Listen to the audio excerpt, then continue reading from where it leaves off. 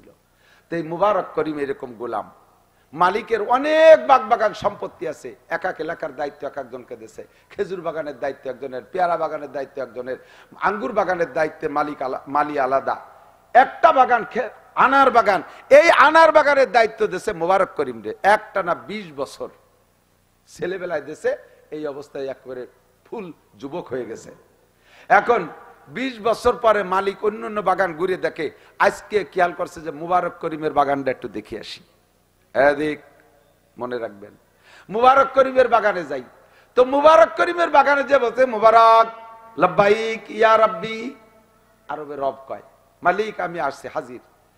তোমার বাগানে তো কোনোদিন আসি না, আজই মাত্র আসলাম তোমার বাগান। আমি অন্য অন্য বাগানেও যাই, খেজুর খাইতে গেলে, খেজুর বাগানে গেলে খেজুর চাইলে 1 নম্বর আজোয়া খাওয়ায়, পেয়ারা বাগানে গেলে তারা 1 নম্বর মিষ্টি পেয়ারা খাওয়ায়, আঙ্গুর বাগানে গেলে 1 নম্বর মিষ্টি আঙ্গুর খাওয়ায়। মুবারক তোমার বাগান থেকে আমাকে একটা আনার খাও। মুবারক করিম যাইয়া পুরো বাগান ঘুটে ঘাটে এত বড় আনার একটা লাল টকটকে ওইটা আইনে খুলে মালিকরে দেশে 2-4টে দানা মুখে দিয়ে তার টকে চোখ দিয়ে পানি চলিয়েছে, নাক দিয়ে পানি চলিয়েছে। মালিক মুবারককে দমক দিয়েছে, বেটা তুই আমার একটু মূল্যায়ন করলি না। সব বাগানে যাই, সবাই ভালো ফলটা খাওয়ায়, আর তোর বাগানে তুই আমার টক ফলটা খাওয়ালি, তুই একটা মিষ্টি ফল খাওয়াবি না? মুবারক কান্দি দিয়ে কয় মালিক আপনি রাগ করেন না, আপনার বাগানের কোন আনার মিঠি আর কোনটা টক তা তো আমি জানি না। তো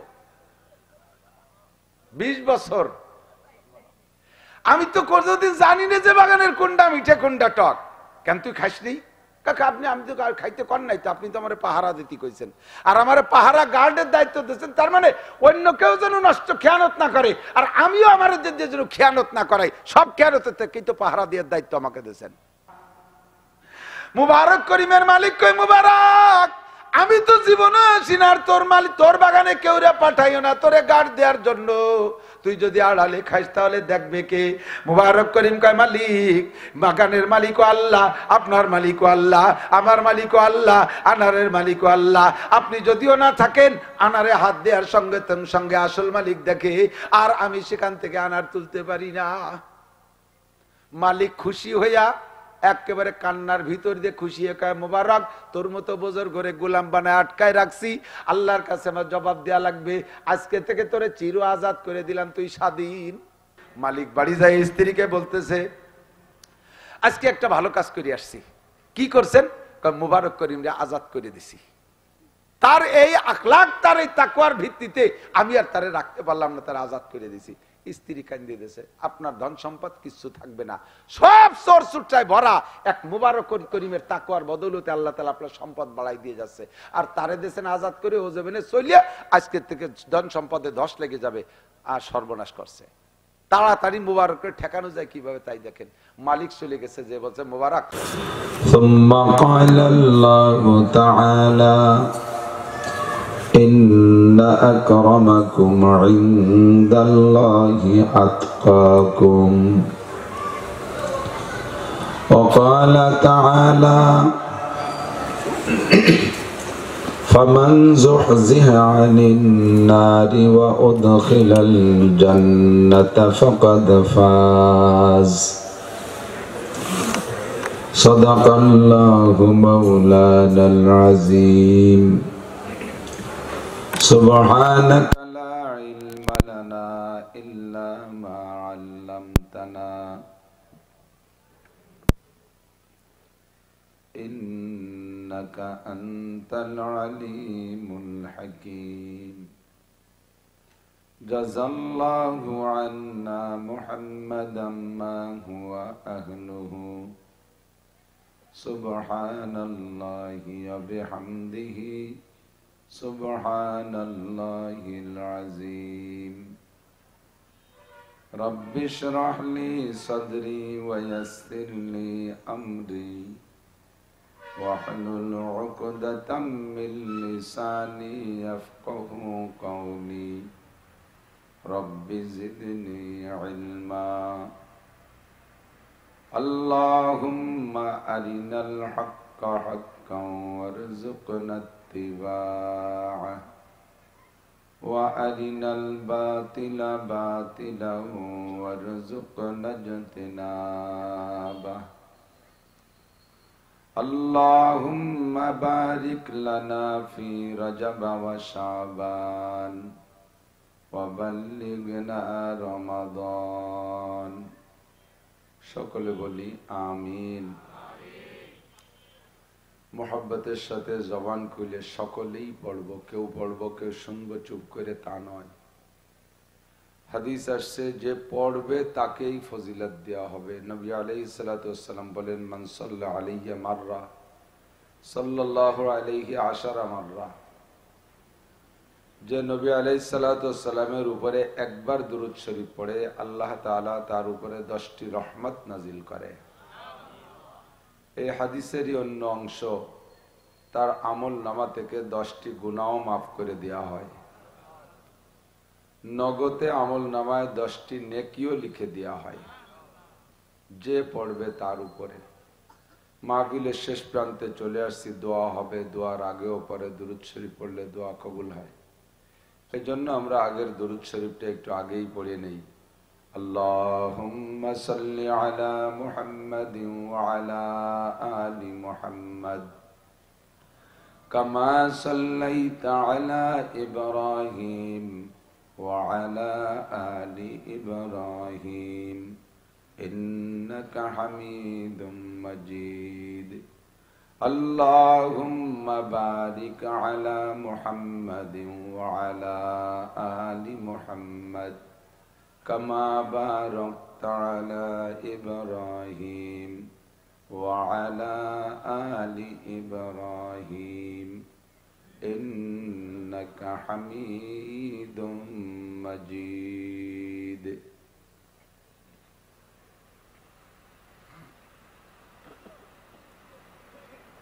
ঐতিহ্যবাহী ভাইনা কেন্দ্রীয় জামে মসজিদ কমিটির উদ্যোগে আয়োজিত 8ম বার্ষিক আজিম উশান ওয়াজ মাহফিল। অধ্যকার মাহফিলের সম্মানিত সভাপতি জনাব আলহাজ হাফেজ মাওলানা হাসিবুল্লাহ সাহেব,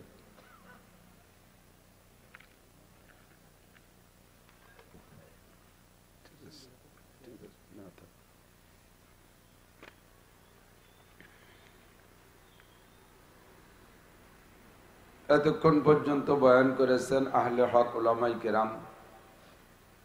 এই অঞ্চলের অন্যান্য উলামায়ে কেরাম, আইম্মায়ে মাসাজিদ, মাদ্রাসার আজিজ আমতুলাবা,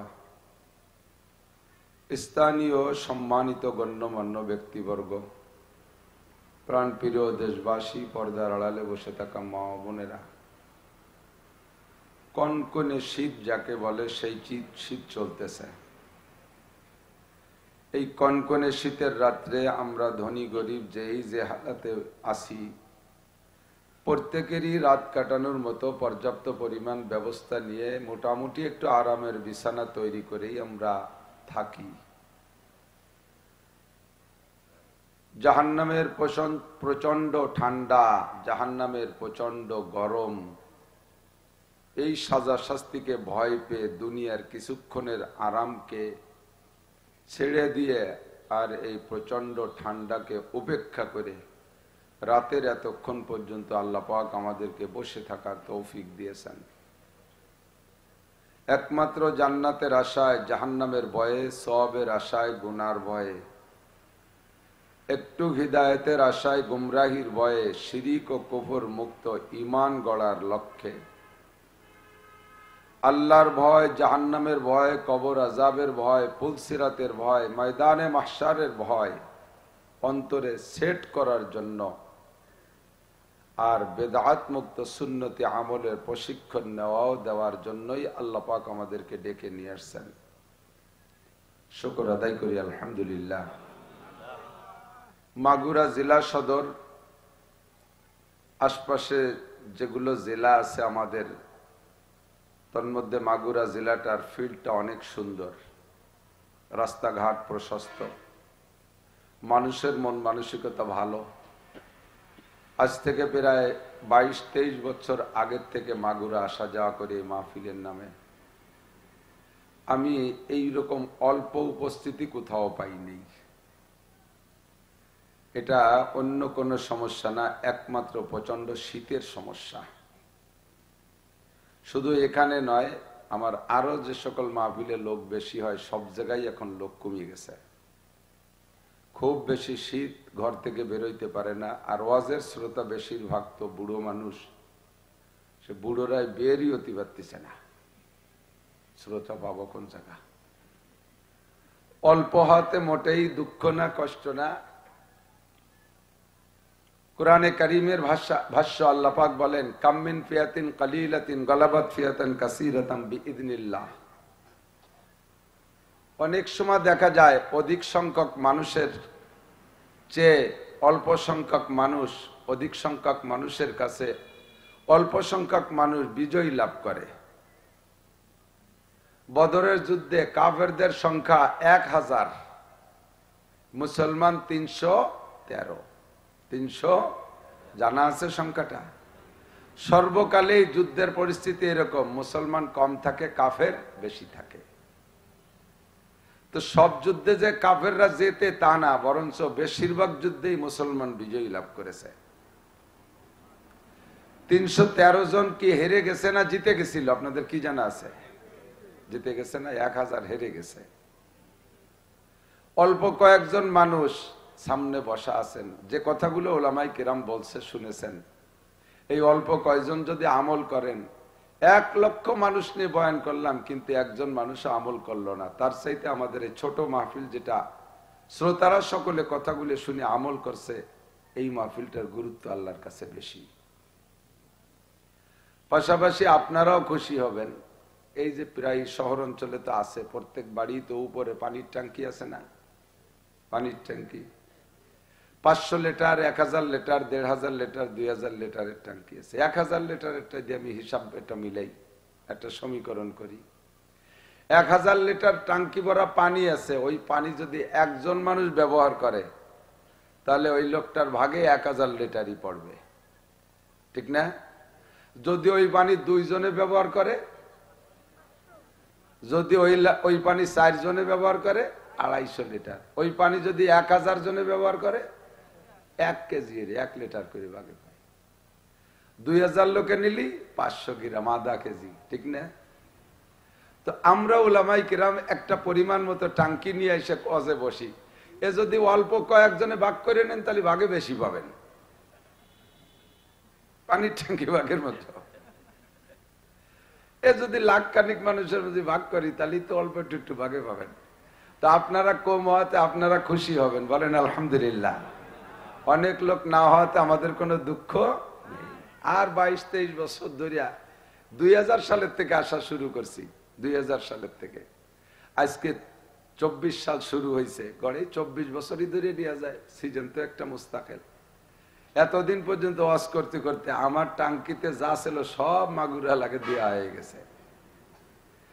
সারা দেশ ঘুরি আর খুঁজি আর হিসাব করি যে কিসের দরকার, মানুষের সমস্যা কোথায়।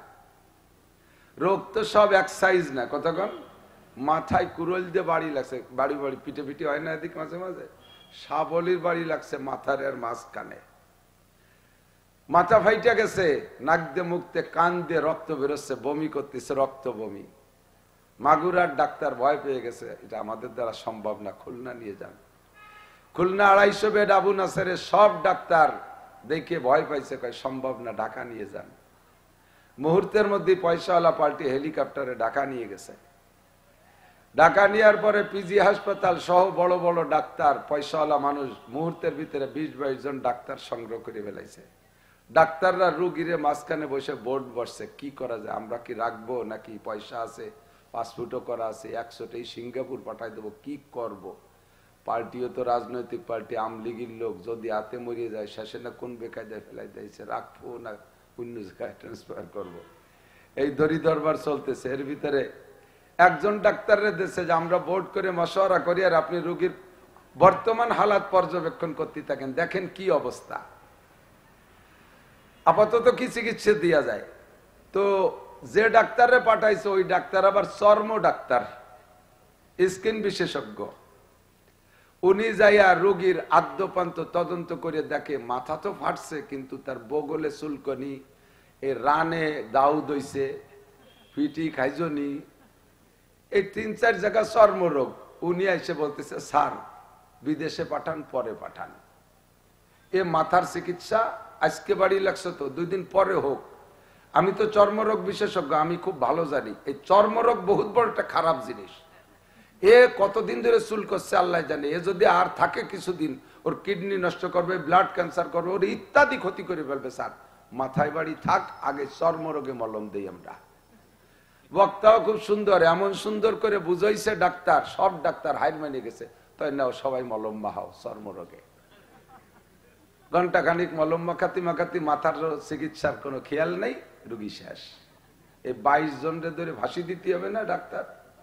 ডাক্তারই না, মাথায় বাড়ি বাদ দিয়ে আগে চর্মরোগ খাইজো নীতি মলম মাখানো। এগুলো বুদ্ধিমানের কাজ হলো।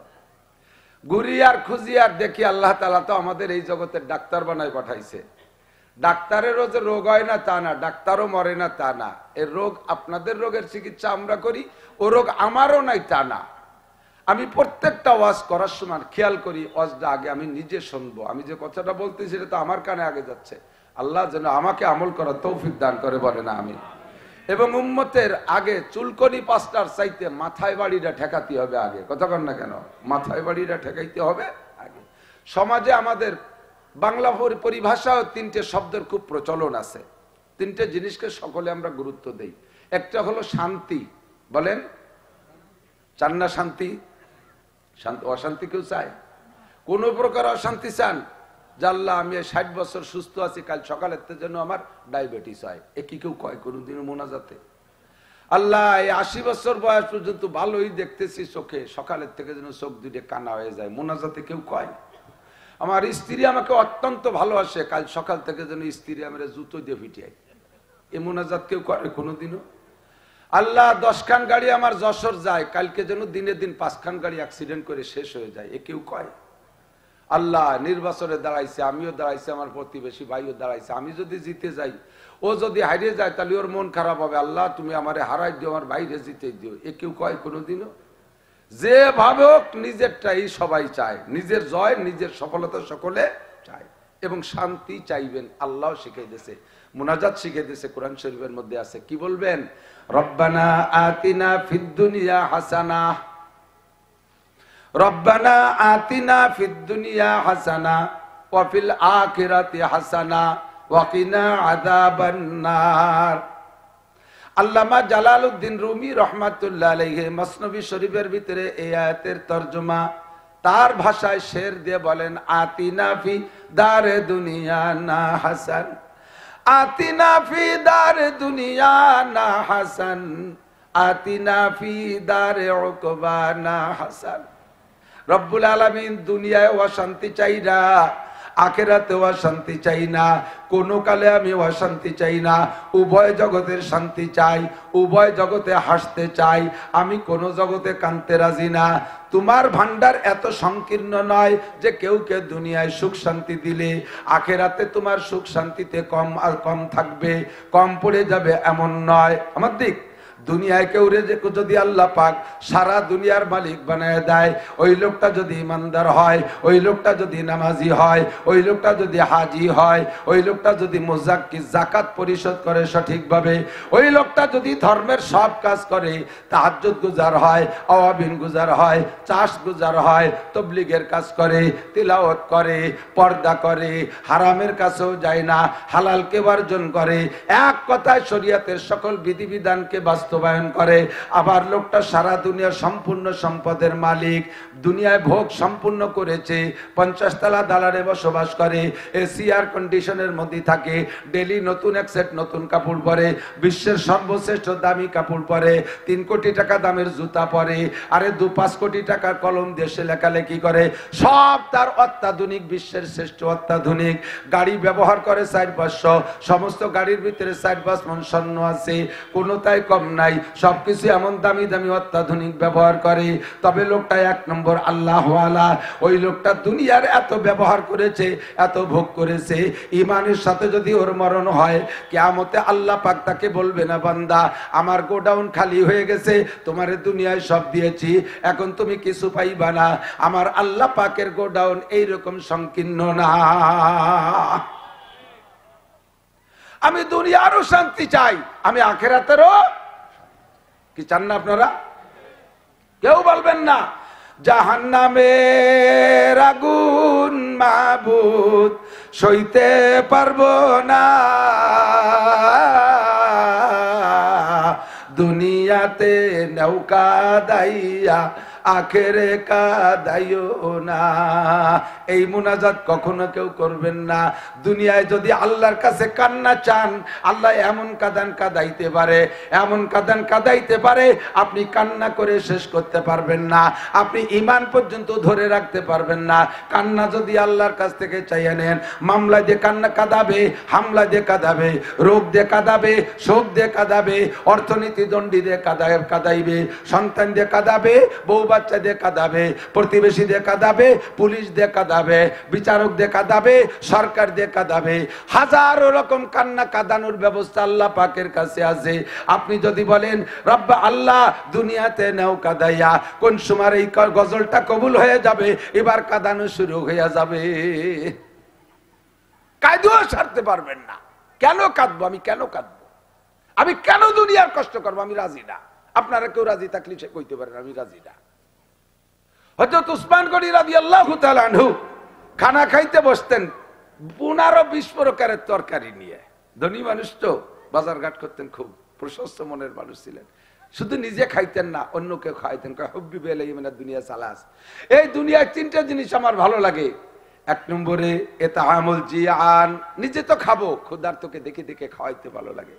2 নম্বরে কিসওয়াতুল উরিয়ান, বস্ত্রহীনকে বস্ত্র দিতে আমার ভালো লাগে, ক্ষুধার্তকে খাওয়াইতে ভালো লাগে, অভাবীকে কাপড় দিতে ভালো লাগে।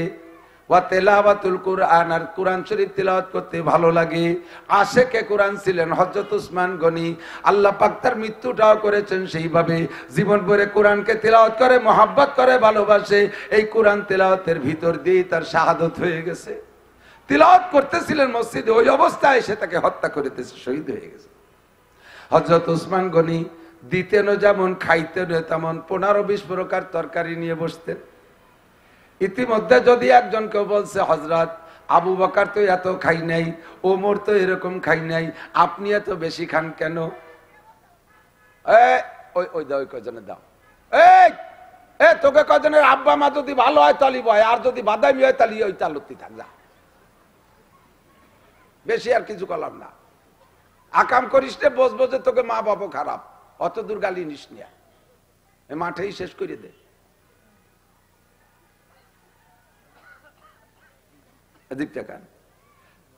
কেউ খায় না, এই বড় 2 জন কম খাইছে, আপনি এত খান কে? হযরত উসমানকে বলছে। তখন হযরত উসমান বলেন, দুনিয়ায় যত মখলুক আছে সমস্ত মখলুকের জন্য খাদ্য, শান্তি, আসবাব সব বরাদ্দ হয় আসমান থেকে। অবিসামা এরিজকুকুম ওয়া মা তুআদুন, রিজিক আসে কোন জায়গাতে? একটু কর না, কোন জায়গাতে রিজিক আসে? কোত্থেকে? কয়দিন জমিতি বলে, তা আসমানেতে আসে কি এরিয়া? এ লম্বা ব্যাখ্যার কথি যাব না। আল্লাহ কুরআনে বলছে, এই কথাই আমরা একমত, রুজি আসে কোত্থেকে? আসমান থেকে। হযরত উসমান কয়, সমস্ত মখলুকের জন্য যে খাদ্য আসে, যে খাবার আসে, যে রুজি আসে, এর ওসিলা হলো একমাত্র মুসলমান। আল্লাহ নবী বলেন, লা তাকুমুস সাআতু বিল আরদি হাত্তা ইউকালা বিল আরদি আল্লাহ আল্লাহ। আরে জমিনের মধ্যে ইহুদ, নাসারা, হিন্দু, বৌদ্ধ, খ্রিস্টান, কাফের, মুশরিক, নাস্তিক, মুরতাদ, বেঈমান সকলে জনমের খাওয়া খাইতেছে। এরা সবাই খায় একমাত্র মুমিনের রসিলায়, মুমিনের রসিলায়। মুমিন আছে তো দুনিয়া আছে, আল্লাহর বরাদ্দ রানিং আছে। যেদিন দুনিয়ায় একজন মানুষ আল্লাহ বলনেওয়ালা থাকবে না, ওই দিন দুনিয়াকে আল্লাহ ধ্বংস করে দিবে। ইহুদি থাকবে, নাসারা থাকবে, হিন্দু থাকবে, বৌদ্ধ থাকবে, খ্রিস্টান থাকবে, আমেরিকান থাকবে, জাপানি থাকবে, জার্মানি থাকবে, রাশিয়া থাকবে, চাইনিজ থাকবে, আর ইন্ডিয়ান থাকবে, সব থাকবে। সারা দুনিয়ার সমস্ত মানুষ কাফের হয়ে থাকবে, কোন মুমিন মুসলমান থাকবে না, কলেমা পড়নেওয়ালা একজনও থাকবে না। আল্লাহ পাক বলেন, এত মানুষকে দেখে আমি দুনিয়ায় রাখবো না, দুনিয়াকে রাখবো না, দুনিয়াকে ধ্বংস করে দেব। কারণ এর ভিতরে একটা মানুষ নাই আল্লাহ বলনেওয়ালা। বর্তমানে আল্লাহর রহমতে 200 কোটি মানুষ আছে মুসলমান, 250 কোটি মানুষ নামাজ পড়ুক আর না পড়ুক, আল্লাহু আকবার, রোজা রাখুক আর না রাখুক, হজ করুক আর না করুক, স্বাভাবিক ভাবে জিকির করুক আর না করুক, কমপক্ষে বিপদে পড়লে তো আল্লাহ বলে ডাক দেয়। সারা দুনিয়ার সবাই খায়, মোমেনদের ওসিলায়। মোমেন হলো বর আর সবাই হলো যাত্রী। মোমেন কি? খেয়াল করেন রে আল্লাহ। আপনারা বিয়েতে বরযাত্রী যান না? সব কয়জন কি বউ আনতে যায় নাকি? বর খালি বউ আনতে যায়, আর যাত্রীরা যায় কে তিকন্দি খাতি। এর মধ্যে কোনো লজ্জা শরমের কিছু নেই। বিয়েতে যাই একদম দেন জব্বের খায়, খালি হাঁসের মতো গেলে গোস্ত চাবায় না। কি হরিস, লজ্জা হরে না? কইলে আইসি খাতে, আমরা তার বউ নিতে আসি নেই, তা কম খাবো কে? যাত্রীরা যায় খাইতে, বর যায় বউ আনতে, ঠিক না? 500 লোকের জন্য খানা অ্যারেঞ্জ হয়, ওসিলা কে? ওসিলা বর, ঠিক না? আমাকে ওই জায়গার এক বিয়েতে যাত্রীরা সবাই রেডি হয়েছে, বর সেই সময় কাশি নিয়ে মাঠে যাচ্ছে। সবাইকে তোর আলো বিয়ে, তুই লাগলে আমাকে খাতি দেয় নাকি? তুই কি কোন দিক যাচ্ছে? বিয়েতে যাবি না? কারণ আমার আরো পাট কাটতে হবে, মাঝি বাইরে নিয়ে যাও। ওর পাট কাটতে হবে, মাঝি বাইরে নিয়ে গেলি মাইয়ে দেবে, ভাত কাটতে দেবে কেউ রে? 500 লোকে খানা খায় বরের ওসিলায়, ঠিক না? ও দোস্ত, তবে দুনিয়া ওই জায়গায় বসে বরে পায় বেশি খায় কম। বিয়ের অনুষ্ঠানে বরে আপনাকে দেয় ছোট ছোট প্লেটে, ওরে দেয় তবলিগির এত বড় প্লেট ভরে খানসা, ঠিক না? আপনাকে দেয় টুকরো গোস্ত, ওরে দেয় আস্ত ছাগল, আইডিয়ার মাথা সিং শহরটা উঠে দেয়, মুরগি আস্ত বোনা করে, এত বড় বড় ডিম কোন জায়গাতে সংগ্রহ করছে আল্লাহ জানে। ওর এক ডিম পারতে 2 মুরগি লাগবে, এত বড় ডিম। এরকম 40 প্রকারের পিঠা। ও পায় বেশি কিন্তু খায় কম। ওই দিন লজ্জাতে খায় না, খায় সবাই আর সবাই। ও খায় কম আর সবাই লুটে ফুটে খায়। কতক্ষণ ঠিক না? আপনারা মোমেন, আপনাদেরও সিলাই দুনিয়ায় সব খাবারের বরাদ্দ আসতেছে, আপনারা একটু খাইতেছেন কম। খাইতেছে ওরা বেশি, এহুদিরা বেশি খায়, নাসারারা বেশি খায়, কাফেররা বেশি খায়, ভোগবিলাস তারাই করে, আমরা কম করি। হযরত উসমান গনি কয় এটা হবেই না, আমার ওসিলায় বরাদ্দ, আমি খাবো কম আর ওরা খাবে বেশিটা হতে পারে না। কাজেই আমি পরাণ ভরে খাবো, খাইয়ে থাকলে ওরা খাবে, না থাকলে না খাবে। আল্লাহ আমার আমি 20 প্রকারের তরকারি দিয়ে খাবো, যুক্তি ঠিক আছে না? কথা আমি কেন না খেয়ে থাকবো? ভালো যারা ইনকাম যার যেমন সে সেইভাবে খাবেন। আবার এরকম না দিন ভরে কামাই করছেন 500 টাকা, 1000 টাকার বাজার করে বাকি ফেলাই দিয়েছেন, প্রত্যেক দিন একটা বাকি বেশি খাতি কইছে হুজুর তাই খাবো বাহি বুই দিয়ে খাইয়ে শেষ মরার সময় 2 লাখ টাকা দিন হইয়ে মরবো। এই আকামের মধ্যে যাওয়া যাবে না। ইনকামের সাথে মিল করে সাধ্য অনুযায়ী ভালো খাবো, ঠিক না? আমি এর পক্ষে, আমি হযরত উসমান গনির পক্ষে। আবার যে সময় অভাব ছিল সে সময় হযরত আলীর পক্ষে ছিলাম। উসমানের পরে যখন হযরত আলী খলিফাতুল মুসলিমিন, আলী তো আগের থেকেই গরিব। হযরত আলী কোনোদিনও সম্পদের মালিক হতে পারে নাই, উনি সব দিন গরিব। প্রেসিডেন্ট সে সময় হতে, আমাদের দেশে যদি ক্ষমতা একটু পায় প্রেসিডেন্টটা খালি আল্লাহর রহমতে কোনো মতে একটু মেম্বার হতে পারলি আয়, তাই মাগুরার মাঝখানে জায়গা কিনে সারা। এই এলাকার মেম্বার না, অন্য ইউনিয়নের মেম্বারের কথা। হযরত আলী রাদিয়াল্লাহু তাআলা আনহু খলিফাতুল মুসলিমিন, রাষ্ট্র কত বড়, ওমর যতটুক রেখে গেছে, তারপরে উসমানের আমলে আরো রাষ্ট্র বড় হয়েছে। আলীর সময় আরো বাড়ছে। হযরত ওমরের সময় পৃথিবীর 2/3 খলিফা ছিলেন হযরত ওমর। উসমানের সময় আরো বাড়ছে, আলীর সময় আরো বাড়ছে। এত বড় দেশের রাজা ইরাকে আসছেন, উনি সাথে মাতে একজন খাদেম, অনলি একজন খাদেম। সামনে 10 খান গাড়ি, পিছনে 10 খান গাড়ি, মাঝখানে 3 খান এক কালারের গাড়ি। আমাকে নেতারা এইভাবে আসে না? সামনে 10 খান, পিছনে 10 খান, একেবারে সামনে র্যাব, পিছনে কোবরা, মাঝখানে আর্মি, সামনে ফাঁকে ফাঁকে বিডিআর, সামনে পুলিশই একখান নিয়ে যাবে। সেইখানের ভিতরে আছে হরেন সাইরেন, কু কু কু কু করতে করতে রাস্তা সাফ করতে করতে যাবে। মাঝখানে 3 খান একই কালারের গাড়ি, বোঝা যাবে না যে কোনখানের মধ্যে উনি পলায় রয়েছে। হযরত আলী রাদিয়াল্লাহু তাআলা একা একা, সাথে একজন খাদেম। শুধু সফরে যদি রাস্তাঘাটে মরে যায় তাহলে খবরটা কবে কে? এই জন্য উনি একজন খাদেম নিছেন। তো ইরাকের গভর্নর যিনি ছিলেন সাহাবী, তিনিও সাহাবী। আগের থেকে নিউজ দিয়া বলে আমি আসতেছি, ইরাক পরিদর্শনে আসব। তো আইসা অফিস আদালত পরিদর্শন করে দুপুর বেলা খানা খাবে। তো গভর্নর বলছে স্যার কি কি খানার ইন্তজাম করতে পারি? হযরত আলী রাদিয়াল্লাহু তাআলা বলছে না বাবা, আমি তোমার খানা খাবো না, আমি খাবার নিয়ে আসছি, তুমি এলো আমার সাথে খাতি পারো, দুপুর বেলা আমার সাথে খেয়ে নে। গভর্নরের খানা অ্যারেঞ্জ করতে দেয় নাই, উনি গভর্নরের দাওয়াত দিয়েছে তুমি আমার সাথে দুপুরে খাবা। যদি নিষেধ করে প্রেসিডেন্ট, ও জায়গা তার গভর্নরের কথা বলার সুযোগ নেই। দুপুরবেলা খানা খাইতে বসবে, খাস রুমের মধ্যে বসছে খাদেম গভর্নর, আর উনি কয় যে তোমার একারে দাওয়াত দিছি, তুমি আবার পাইক পিয়াদা নিয়ে আসলে হবে না, তুমি একা খাবো আমার সাথে। গভর্নর, খলিফাতুল মুসলিমিন আর খাদেম তিনজন বলছে 3টে প্লেট বের করো। 3টে প্লেট বের করছে, 3 প্লেটের মধ্যে পানি দাও, পানি দিছে। ওর মধ্যে 3 দুগুণী 6টা খেজুর ভিজাও, পানির মধ্যে 6টা খেজুর ভিজাইছে। কিছুক্ষণ আগে খেজুর 3টে ভিজাইলে খেজুর 3টে 6টা খেজুর গলিয়ে নরম হয়ে পানি মিঠে মিঠে হয়েছে। এর মধ্যে ব্যাগের থেকে 2 খান করে শুকনো রুটি ওই পানির মধ্যে ভিজাইছে। 2 খান হযরত ওমর, 2 খান হযরত কি বলা হয় গভর্নর, আর 2 খান খাবে গোলাম, একই জায়গায় এক দস্তারখানে বসে। আল্লাহু আকবার। গভর্নর ভয়তে কাঁপতিছে, কান্দিয়ে দিছে, কয় খলিফাতুল মুসলিমিন এইভাবে খাবেন আপনি আমার এলাকায়, আপনি কি তো মানসি শুনলে আমারে মারি ফেলাই দিবেন, উনি আপনি আমার জন্য একটু অনুমতি দিলে আমি ভালো খানার ব্যবস্থা করেন। তো উনি বলতেছেন, বেটা তুমি তো একটা প্রদেশের গভর্নর, আমি সারা জগতের প্রেসিডেন্ট, তুমি আমার জন্য মোটা খানার ব্যবস্থা করতে পারবা, আমি নিজে কি পারতাম না? তাই এটা কেন করলেন না? কয় যে তোমার এলাকার খানা খাবো, এই খাবারের ভিতরে ইরাকের ঘিরান, এই খাবারের মধ্যে ইরাকের সাদার ইরাকের ঘিরান। আর আমি মদিনার থেকে রুটি বানাইছি, মদিনার মার্কেটে থেকে আটা কিনেছি, মদিনার মার্কেটের পানি দিয়ে চটকাইছি, ওই আটায় দিয়ে রুটি বানাইয়া মদিনার আগুন দিয়ে সেকা দিয়েছি, এরপরে রুটিকে রোদ্রে শুকাইছি।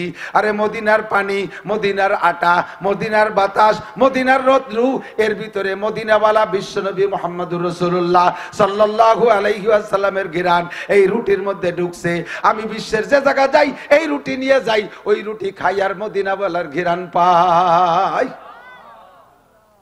তোমার ইরাকের খানা খাইলে তো ইরাকের ঘিরান পেতাম, বিশ্বনবী মুহাম্মদুর রাসূলুল্লাহ ঘিরান পাইতাম না। হারগুলেরা রঙ্গ বয়ে দেগারাত, প্রত্যেক ফুলের রং আর ঘিরান আলাদা। কথা কন, হযরত উসমানের যুক্তিও জায়গা মতো ঠিক, হযরত আলীর এশক ভালোবাসাও জায়গা মতো ঠিক। তবে আমি এই জামানায় হযরত আলীর সাধনা আমি করে পারবো না। কোথায় আলী আর কোথায় আমি? আমি হযরত উসমানের সাধনার সাথে একমত পোষণ করে বলবো যে খোদাবন্দে রুজি বাহাক মুস্তাকিল, পরাগান্দা রুজি পরাগান্দা দিল। পকেটে যদি টাকা থাকে, নামাজে একাগ্রতা থাকে, সুরকিরাতে মন বসে, সিজদার মধ্যে একাগ্রতা থাকে। পকেটে টাকা না থাকলে, অভাব থাকলে, নামাজের মধ্যে কোন জায়গাতে মারবেন, কোন জায়গাতে ধরবেন, কার কাছে বাকি দেবেন, কিভাবে ফাঁকি বুকি দেবেন, বাজার করবেন, এই ধান্দা মাথার মধ্যে আসতে পারে। এই জন্য রিজিকের দরকার আছে। দুনিয়ায় বা শান্তি চাই না, আল্লাহ শিখাই দিয়েছে তুমি দোয়া করবা, রব্বানা আতিনা ফিদ দুনিয়া হাসানা ওয়া ফিল আখিরাতে হাসানা ওয়া কিনা আযাবান নার। আল্লাহ দুনিয়ায় শান্তি চাই, আখিরাতেও শান্তি চাই, জাহান্নামের আগুন থেকে বাঁচতে চাই। দুনিয়ায় তুমি কাঁদাবা না, আখিরাতেও কাঁদবো না, জাহান্নামের আগুনের মধ্যে যাইবো না, জাহান্নামে পড়বো না, এই দোয়া থাকবে আমার অবিরাম। এক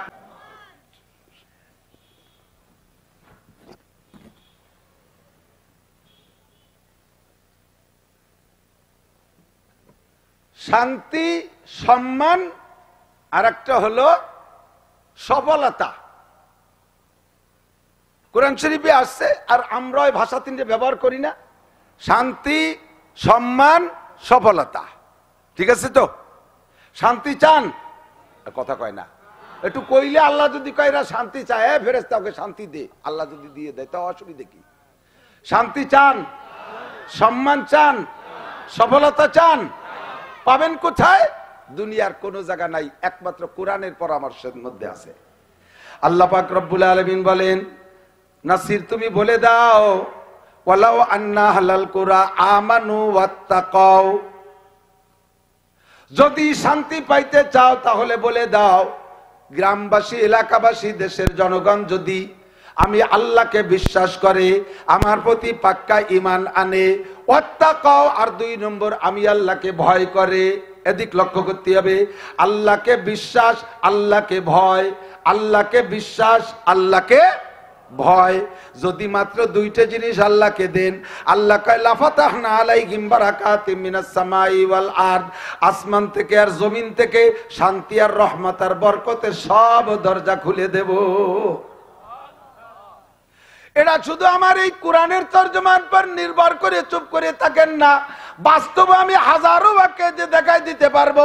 পিছনের কিস্সা বাদ থাক, বর্তমান পরিস্থিতিতে সারা দুনিয়ার একটু খবর নেন, মাত্র আফগানিস্তানের খবর নেন, মাত্র আফগানিস্তানের খবর নেন।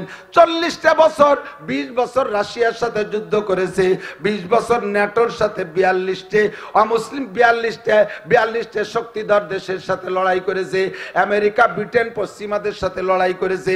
20 বছর যুদ্ধ করছে আমেরিকার সাথে, 20 বছর রাশিয়ার সাথে, বিশ্বের সমস্ত পরাশক্তির সাথে লড়াই করছে মাত্র কয়েকজন মুসলমান মাদ্রাসার আলেম তালবি আলিমরা। 40টা বছর বোমা মারছে, বিভিন্ন প্রকার অস্ত্র দিয়ে আঘাত, ওই জমির মাটিগুলো তামা তামা হয়ে গেছে, বোমার আঘাতে তামা তামা হয়ে গেছে।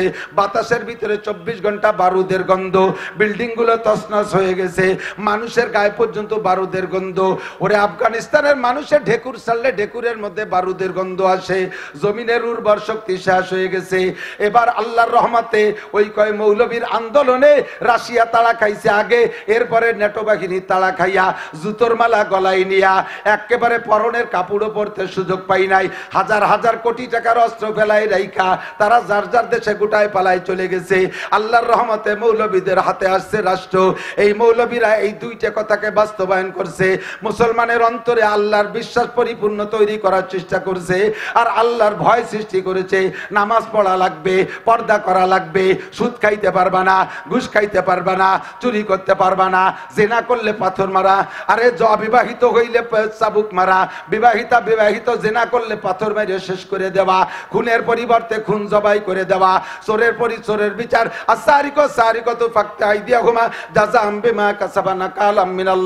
চোর যদি ধরা পড়ে হাত পাও কেটে দেওয়া, এই শরীয়তের সম্পূর্ণ বিচার ব্যবস্থা চালু হয়ে গেছে। এবার আল্লাহ পাক তাদের দরজা খুলে দিয়েছে, তাদের অর্থনীতির সচ্ছলতা এসে গেছে। বিশ্বের ভিতরে যে সমস্ত দেশের রেমিটেন্সের দাম বেশি, সবচাইতে দামি যারা, তার ভিতরে রোল নাম্বার 3 হয়েছে আফগানিস্তান। মাত্র 2 বছর, 21 সালে তারা বিজয় লাভ করছে। 22-এর 23, 2 বছর যাইতে না যাইতে তাদের টাকার দাম সারা পৃথিবীতে 3 নম্বরে চলে আসছে। এবার তাদের নামে অপবাদ দিয়েছে, তোমরা মৌলবী মোল্লা মুন্সি কোরআন মানো, তাই তোমাদের দেশে দিয়ে আফিনের চাষ হয়, তোমাদের দেশে দিয়ে হিরোইনের চাষ হয়, গাজার চাষ হয়, গাজা বেচে, আফিন বেচে, হিরোইন বেচে টাকায় দিয়ে আল্লাহর রহমতের আশা করো। এবার মোল্লা হুকুম দিয়ে দিয়েছে সমস্ত গাজার চাষ শেষ করে দে, আফিনের চাষ শেষ করে দে, আরে ভাঙের গাছ গুঁড়ো গুঁড়ো করে বেলা, পিটাই পিটাই কিভাবে ভাঙছে আপনারা ফেসবুকে ইউটিউবে দেখেছেন। সমস্ত ওইগুলো চাষ বন্ধ করে দিয়া এবার আনারের চাষ শুরু করে দিয়েছে। আল্লাহ পাক রব্বুল আলামিন 1 বছরের ভিতরে আনারের যে ফলন দিয়েছে, তাদের আনার এবং আনারের জুস সারা পৃথিবীতে সর্বাধুনিক সর্ব উত্তম হিসেবে সারা পৃথিবীতে পরিচিতি পেয়েছে।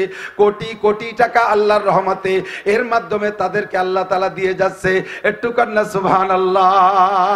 সত্য কি মিথ্যা? যদি আল্লাহকে ভয় পাই, আল্লাহকে বিশ্বাস করি, আল্লাহর বিধান মেনে চলি, আল্লাহ ওয়াদা করছে আসমান আর জমিন থেকে শান্তি আর রহমতের বরকতের দরজা খুলে দেব। একেবারে চোখের সামনে প্রমাণ আফগানিস্তান। কুরা, কোরিয়াতুন মানে গিরাম। আল্লাহ কি বললেন? ওয়ালা আন্না আহলাল কুরা, যদি গ্রামবাসী, একটা গ্রাম, অনলি একটা গ্রাম, সারা পৃথিবী সব কাফের, এক গ্রামের মানুষ যদি ইমানদার আর মুত্তাকিন হয়, আল্লাহকে সারা দুনিয়াকে ধ্বংস করে দিয়ে আমি আল্লাহ তাআলা ওই একটা গ্রামের উপরে আসমানি রহমত আর বরকত নাজিল করতে পারি। এ ক্ষমতা আল্লাহর আছে না নাই? এমন কইতে পারেন যে এক করোনা আসলে সারা পৃথিবী ছড়াই গেল, আল্লাহ তো ঠেকাই দিল না। আল্লাহ তো ঠেকানোর জন্য করোনা দেয়নি, আল্লাহ তো দেশে মারতির জন্যই। এই তোমার মাইকে আজকে জুত পাচ্ছি না, কিন্তু আমার বুক ব্যথা হয়ে যাচ্ছে, চিল্লানো লাগতেছে বেশি, এই যে টানতেছে না। আল্লাহ আপনাদের চোখের সামনে দেখছেন, এই রাস্তার ওই পাশে বৃষ্টি নামতেছে, এই পাশে 1 ফোঁটা পড়ে নাই, এরকম 2-একটা ঘটনা দেখছেন কিনা? দেখছেন না জীবনে বহুত? একই ম্যাগ উড়িয়ে আসলো, ম্যাগরে এই জায়গায় বেড়া দিয়ে দিল কিডা?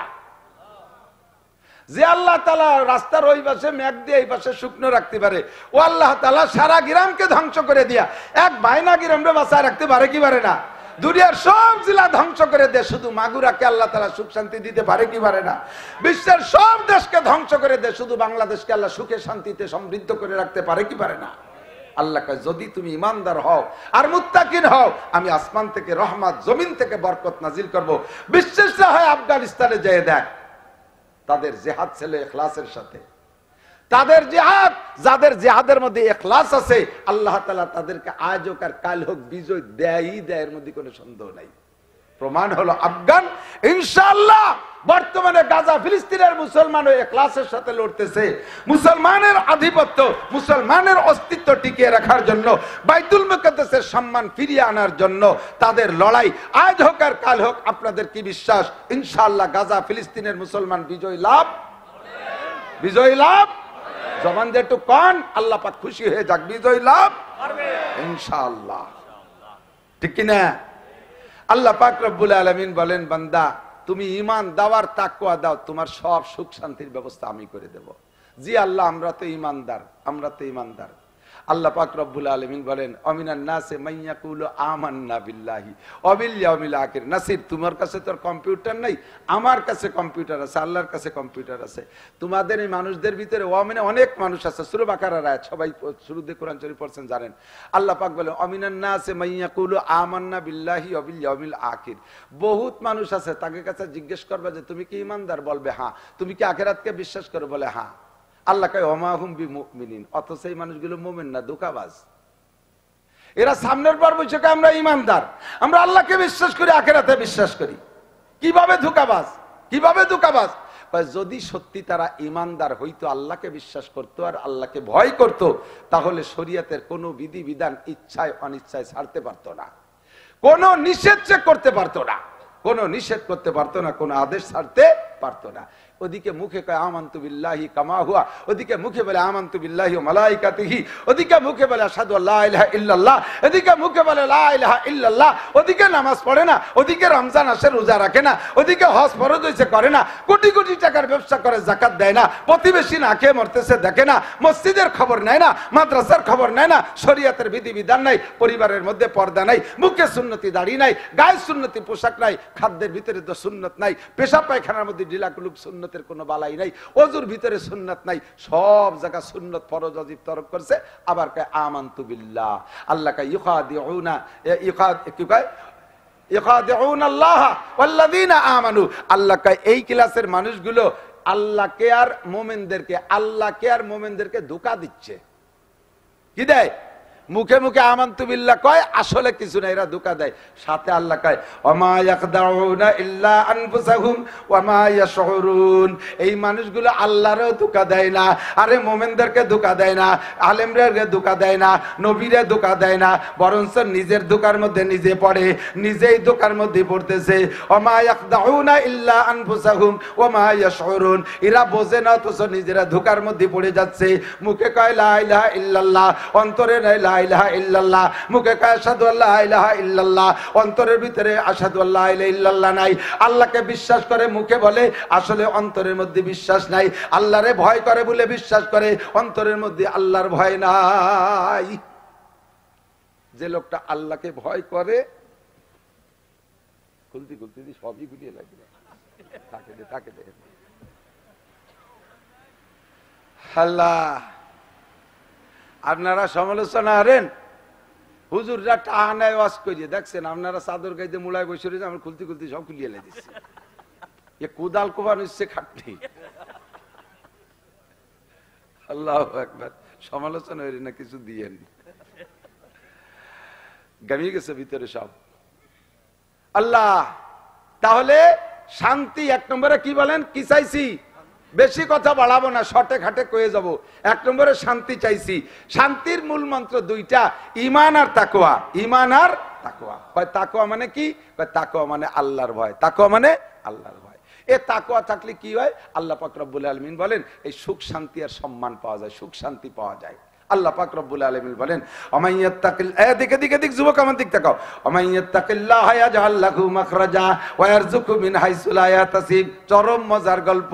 আমাইয়াত্তাকিল্লাহ, যে আল্লাহরে ভয় পায়, জোরে কান, যে আল্লাহকে আল্লাহ যে আমারে ভয় পায় আমি তারে দুইটা জিনিস দেই, আল্লাহু মাখরাজা, যত প্রকার বিপদ আছে ওই বিপদ থেকে বের হওয়ার একটা পথ তারে আমি খুলে দেই।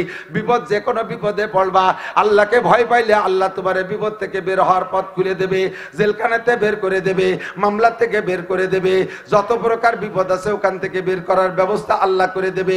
এক নম্বরে ওয়াইয়াত্তাকিল্লাহ ইয়াজআল লাহু মাখরাজা, দুই নম্বরে ওয়ায়ারযুকহু মিন হাইসু লা ইয়াহতাসিব, ধারণার বাহির স্থান থেকে রুজির ব্যবস্থা করে দিবে।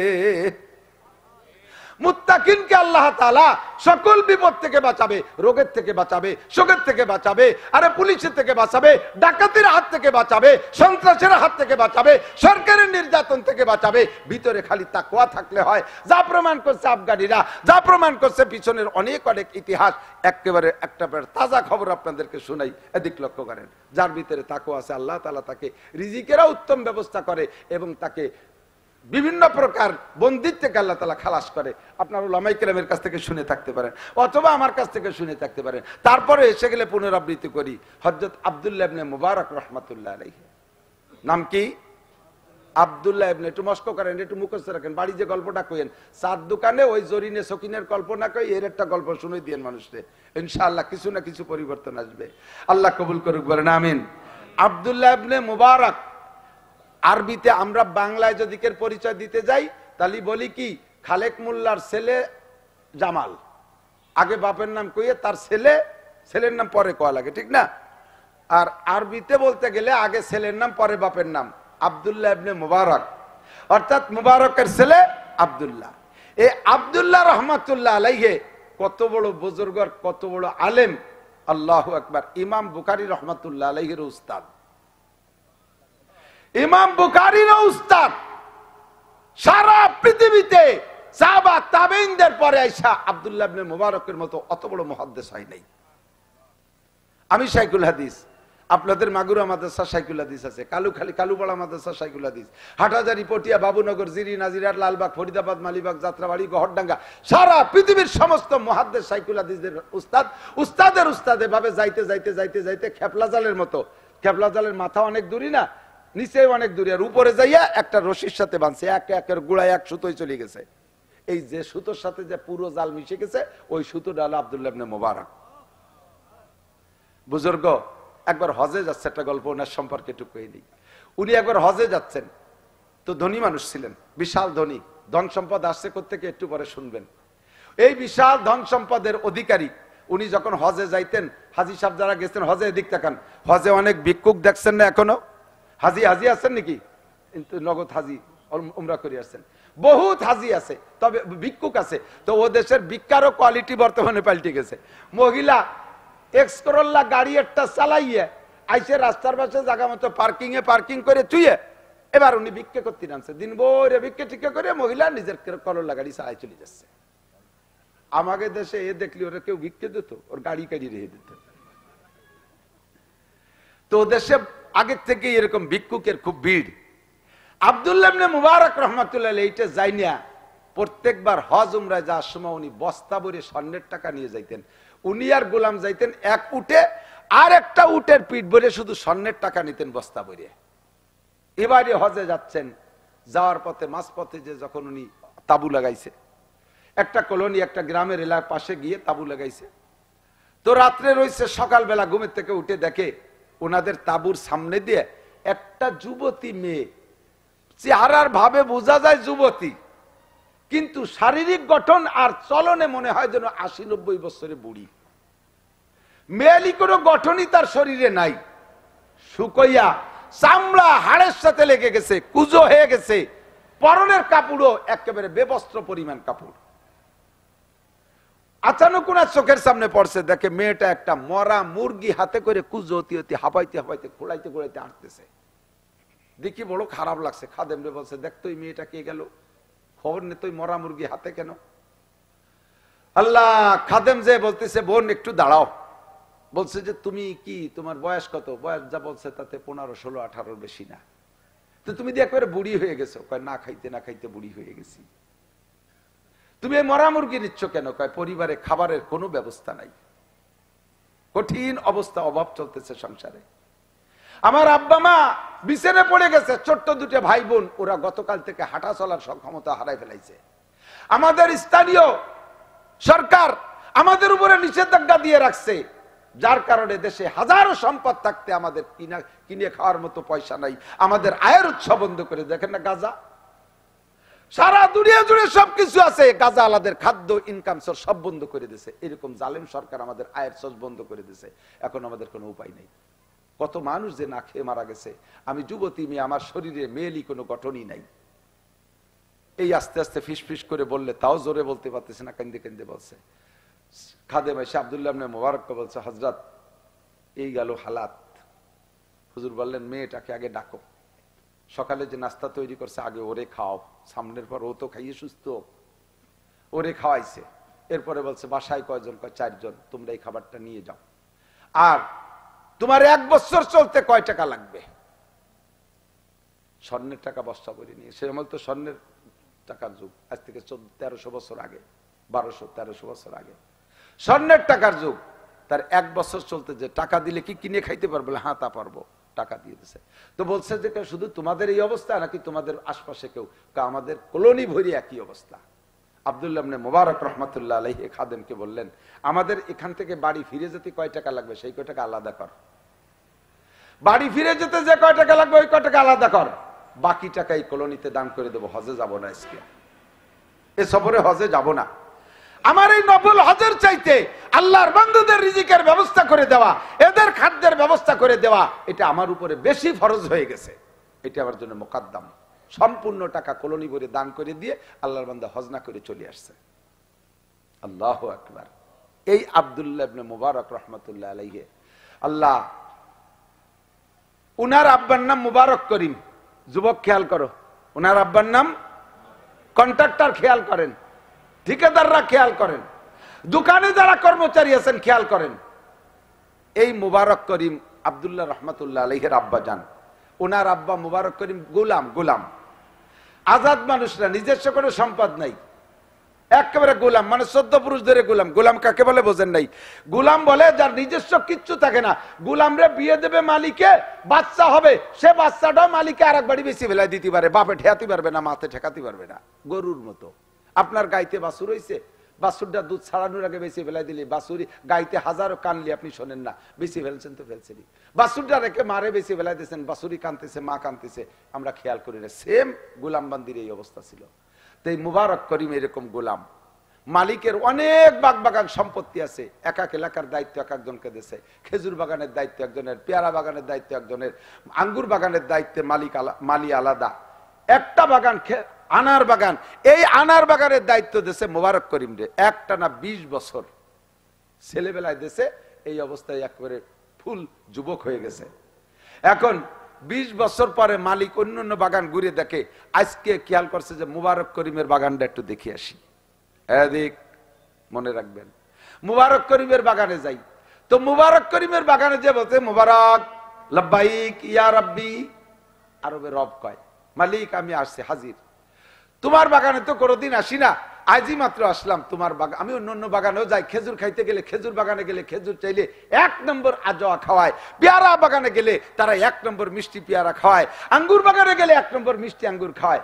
মুবারক তোমার বাগান থেকে আমাকে একটা আনার খাও। মুবারক করিম যাইয়া পুরো বাগান ঘুটে ঘাটে এত বড় আনার একটা লাল টকটকে ওইটা আইনে খুলে মালিকরে দেশে 2-4 দানা মুখে দিয়ে তার টকে চোখ দিয়ে পানি চলিয়েছে, নাক দিয়ে পানি চলিয়েছে। মালিক মুবারককে দমক দিয়েছে, বেটা তুই আমার একটু মূল্যায়ন করলি না। সব বাগানে যাই, সবাই ভালো ফলটা খাওয়ায়, আর তোর বাগানে আছি তুই আবার টক ফলটা খাওয়ালি, তুই একটা মিষ্টি ফল খাওয়াবি না? মুবারক কান্দি দিয়ে কয়, মালিক আপনি রাগ করেন না, আপনার বাগানের কোন আনার মিঠি আর কোনটা টক তা তো আমি জানি না। তো 20 বছর আমি তো কোনোদিন জানি না যে বাগানের কোনটা মিঠে কোনটা টক। কেন তুই খাসনি? কাকা আপনি, আমি তো খাইতে কর নাই, তো আপনি তো আমার পাহারা দিতে কইছেন, আর আমার পাহারা গার্ডের দায়িত্ব দিয়েছেন, তার মানে অন্য কেউ যেন নষ্ট খেয়ানত না করে, আর আমিও আমার যেন খেয়ানত না করাই। সব খেয়ানতের থেকে তো পাহারা দেওয়ার দায়িত্ব আমাকে দিয়েছেন।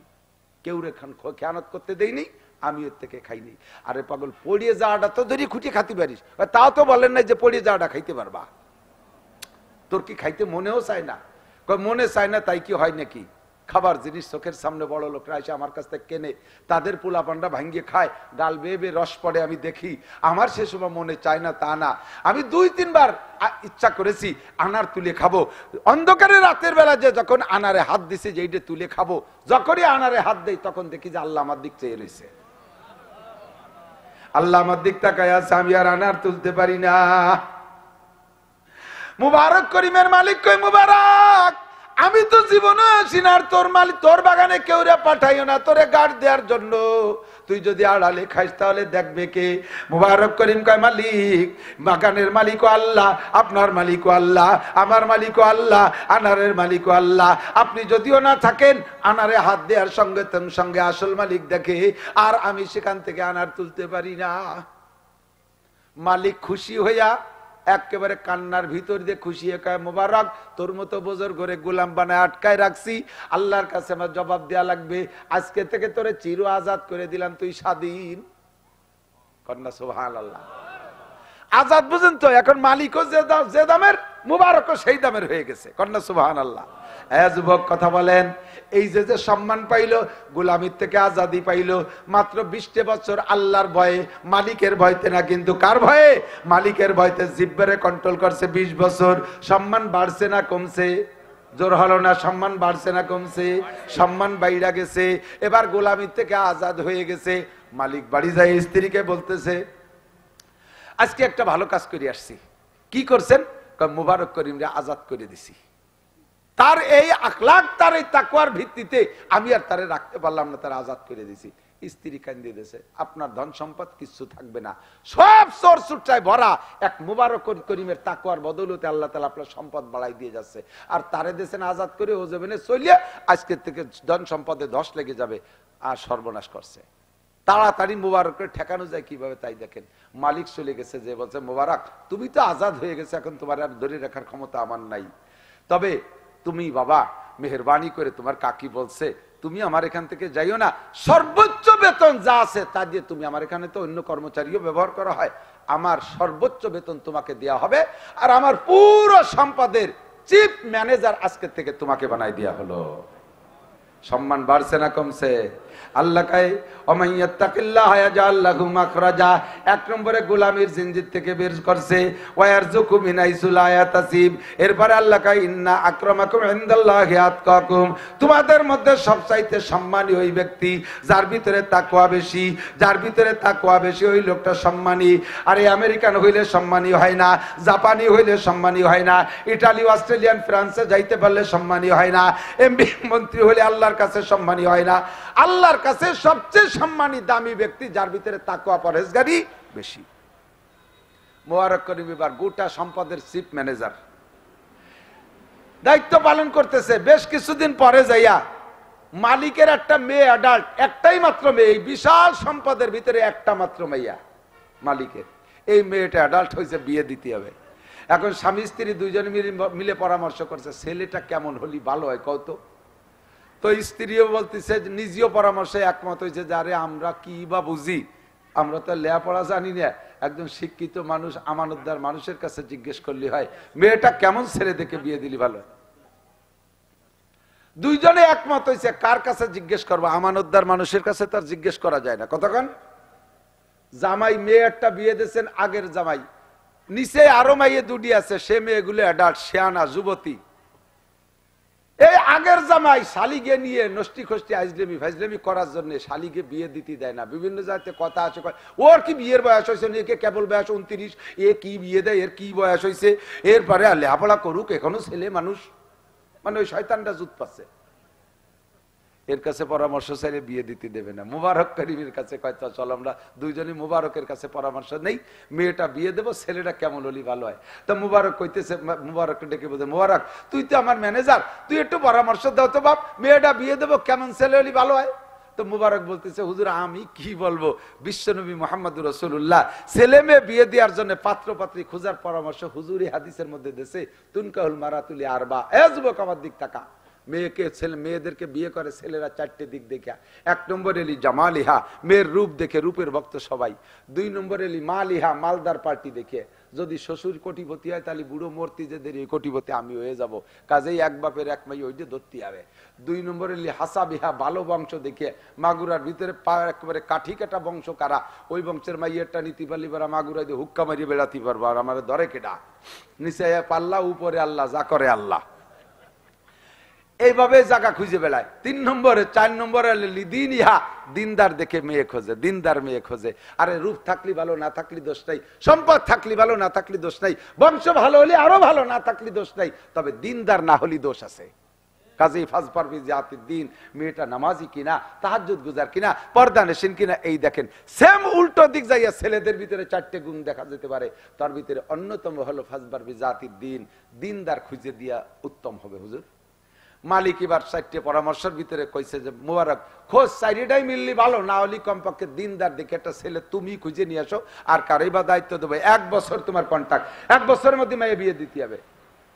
তো মুবারক, যেই মুবারক 20 বছর একা একা বাগান পাহারা দিয়া একটা আনারের দানা জিব্বেই দেয় নাই, এত বড় মুত্তাকিন, ওই মুবারকরে ফিতে দিয়ে দেশে ছেলে মাপিয়ে বের করতি। ওর মাপে কি ছেলে খুঁজে পাওয়া সহজ? ওই 1 বছর ঘুরিয়ে আইসে কয় যে মালিক এই যে ফিতে নেন, মাপে কোনো ছেলেই পেলাম না। একটারে একদিক দিয়ে ভালো দেয়, আর একদিক দিয়ে আপা দোয়া, এই নেন ফিতে নেন। তাহলে কি মাইয়ে বিয়ে দেবো না? স্বামী স্ত্রী দুইজনে ফিরে নতুন বৈঠক বসছে মুজাকারায় যে কি করা যায়। তো দুইজনই একমত হইছে যে 4 নম্বরটা যেহেতু প্রাধান্য দিছি, মুবারক তো বংশ কেউ না গোলাম, ধনে কেউ না গরিব, সে জীবন ভরে গোলাম ছিল, আবার বংশ কেউ না, আবার চেহারা হাফসি। স্যারের কাছে শুনে দেখেন ওই যে নিগ্রোরা কালা, ওরাই ছিল গোলাম, তাহলে কালাও সেই রকম কালা। এর ভিতরে ওই 3 গুণ মোটেই নাই। দিনদারিতে নাম্বার 1, 1 নম্বর মুত্তাকিন। যদি এইটাকে আমরা পছন্দ করে থাকি তাহলে আর ছেলে ফিতে দিয়ে মাফার দরকার নেই, মুবারকের সাথেই মাইয়ে দিয়ে দেই। সম্মান বাড়ছে না কমছে? মাত্র 20 বছর জিব্বেরে কন্ট্রোল করছে আল্লাহর ভয়ে। কথা কন ঠিক না? এখন মুবারক রে ডাইকে কইছে মুবারক তোর আর মাপা মাফির দরকার নাই, ছেলে খোঁজারও দরকার নাই, আমরা দুইজনে একমত, মাইয়ে তোমার বিয়ে হতে হবে। মুবারক এবার ব্যাগটাই কান দিয়ে দিয়েছে, আল্লাহ এ কি বিপদে ফেলাইলিয়া। মুবারক কয় স্যার আপনার পায়ে ধরি, আল্লাহর রাস্তায় মাফ করেন। এত বড় বল মাছ যদি চিকুন খালের মধ্যে দিয়ে ঢোকে, মাছেরও অশান্তি, খালেরও অশান্তি, ঠিক না? ইরিদানের ব্লকে যে ড্রেন আছে না, এদিকে ইরিদানের ব্লক আছে নাকি, একটুক একটুক ড্রেন না, ওর মধ্যে যদি 1 মিনিট একটা বল মাছ ঢোকে তাহলে পানি আটকে যাবে না, আর বল মাছে বাস ফিরে পিছনের দিকে আসতে পারবে না, মাছেরও অশান্তি, খালেরও অশান্তি। স্যার আপনি যেমন মানুষ একটু চেষ্টা করেন, ছেলে পাবেন, আমার এই বিপদের মধ্যে ফেলেন না। 1 নম্বরে আমি আপনার মেয়ে বিয়ে করিয়া ওর দেনমোহরে তো দিতে পারবো না, বিয়ে করতে তো দেনমোহর লাগে। আপনাকে দিক লাগে নাকি? দেনমোহর দিতে হয় না, খাতায় লিখতে হয় খালি। দেনমোহর খালি খাতায় লিখে চুতি হয় না, তালাক হওয়ার পরে বিপদে পড়িয়ে দিতে হয়, তাই ছাড়া দিয়া লাগে না। দোলাই খাবা কাগা, পুলসিরাতের উপরে দাঁড়াইয়া এই মহিলা তোমার ওই জায়গা ব্রেক করে ফেলবে। টাকা ফেলা বুড়ো, টাকা ফেলা, আমার যৌবন জীবন যৌবন সব তোর হাতে সবর্দ করে দিছি, উল্টায় পাল্টায় দিনে রাতে যেভাবে পারছিস ব্যবহার করছিস, টাকা দিস নেই, টাকা ফেলা।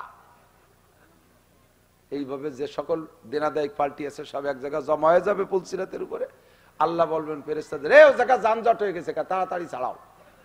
কয় যে আল্লাহ, কয় বুড়ি আছে, কয় বুড়োর অলকম চিপে ধরছে, গলা চিপে ধরছে, কি জন্য? কয় দেন মোহরের টা পাবে বলে। তাই তো মানি অর্ডার করো, রকেট করো, কি বলে বেরাক কর, কি কয় বিকাশ করো, যেভাবে পারো। কি পরিমাণ? কয় প্রত্যেক 2 পয়সার বিনিময়ে 700 রাকাত নামাজ।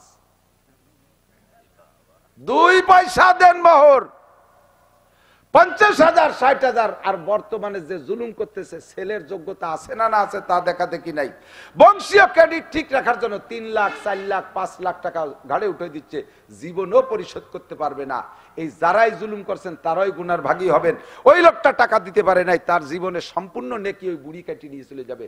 বুড়ি সেই সময় পরিচয় দেবে না। কোরআন শরীফে আছে, ইয়াউমা ইয়াফিরুল মারউ মিন আখিহি ওয়া উম্মিহি ওয়া আবিহি ওয়া সাহিবাতিহি ওয়া বানি। কেউ রেখের পরিচয় দেবে না। এই সময় পাওনাটা বুঝে নেওয়ার সময় একটুও তোয়াক্কা করবে না, একটু মায়া করবে না, স্বামীকে ধাক্কা মেরে ফেলাই দিয়া নেকিগুলো সবগুলো এই গুছাই নিয়ে চলে যাবে। দেনমোহর দিতেই হবে। যারা দেন নাই, বুড়ো যারা আছেন, কালকে যে চাষিরে 5 কাঠা জমি লিখে দেবেন।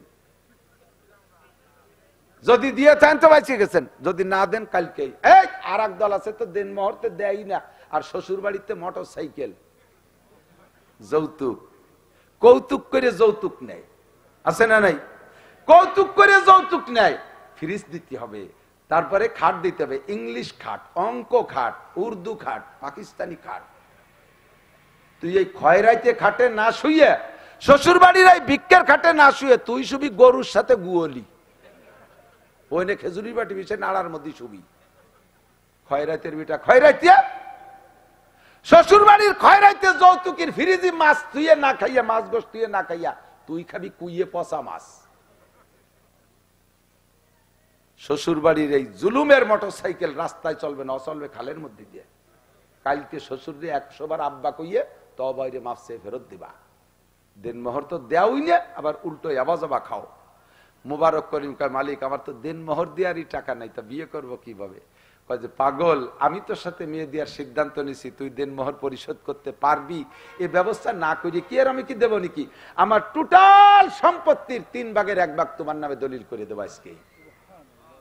সম্পূর্ণ সম্পত্তির 1000 একর সম্পত্তির 3 ভাগের 1 ভাগ মুবারকের নামে দলিল করে দিয়েছে। একটু বলবেন না সুবহানাল্লাহ? এ বাড়তেছে না কমতেছে? সম্মান বাড়তেছে না কমতেছে? রুজি বাড়তেছে না কমতেছে?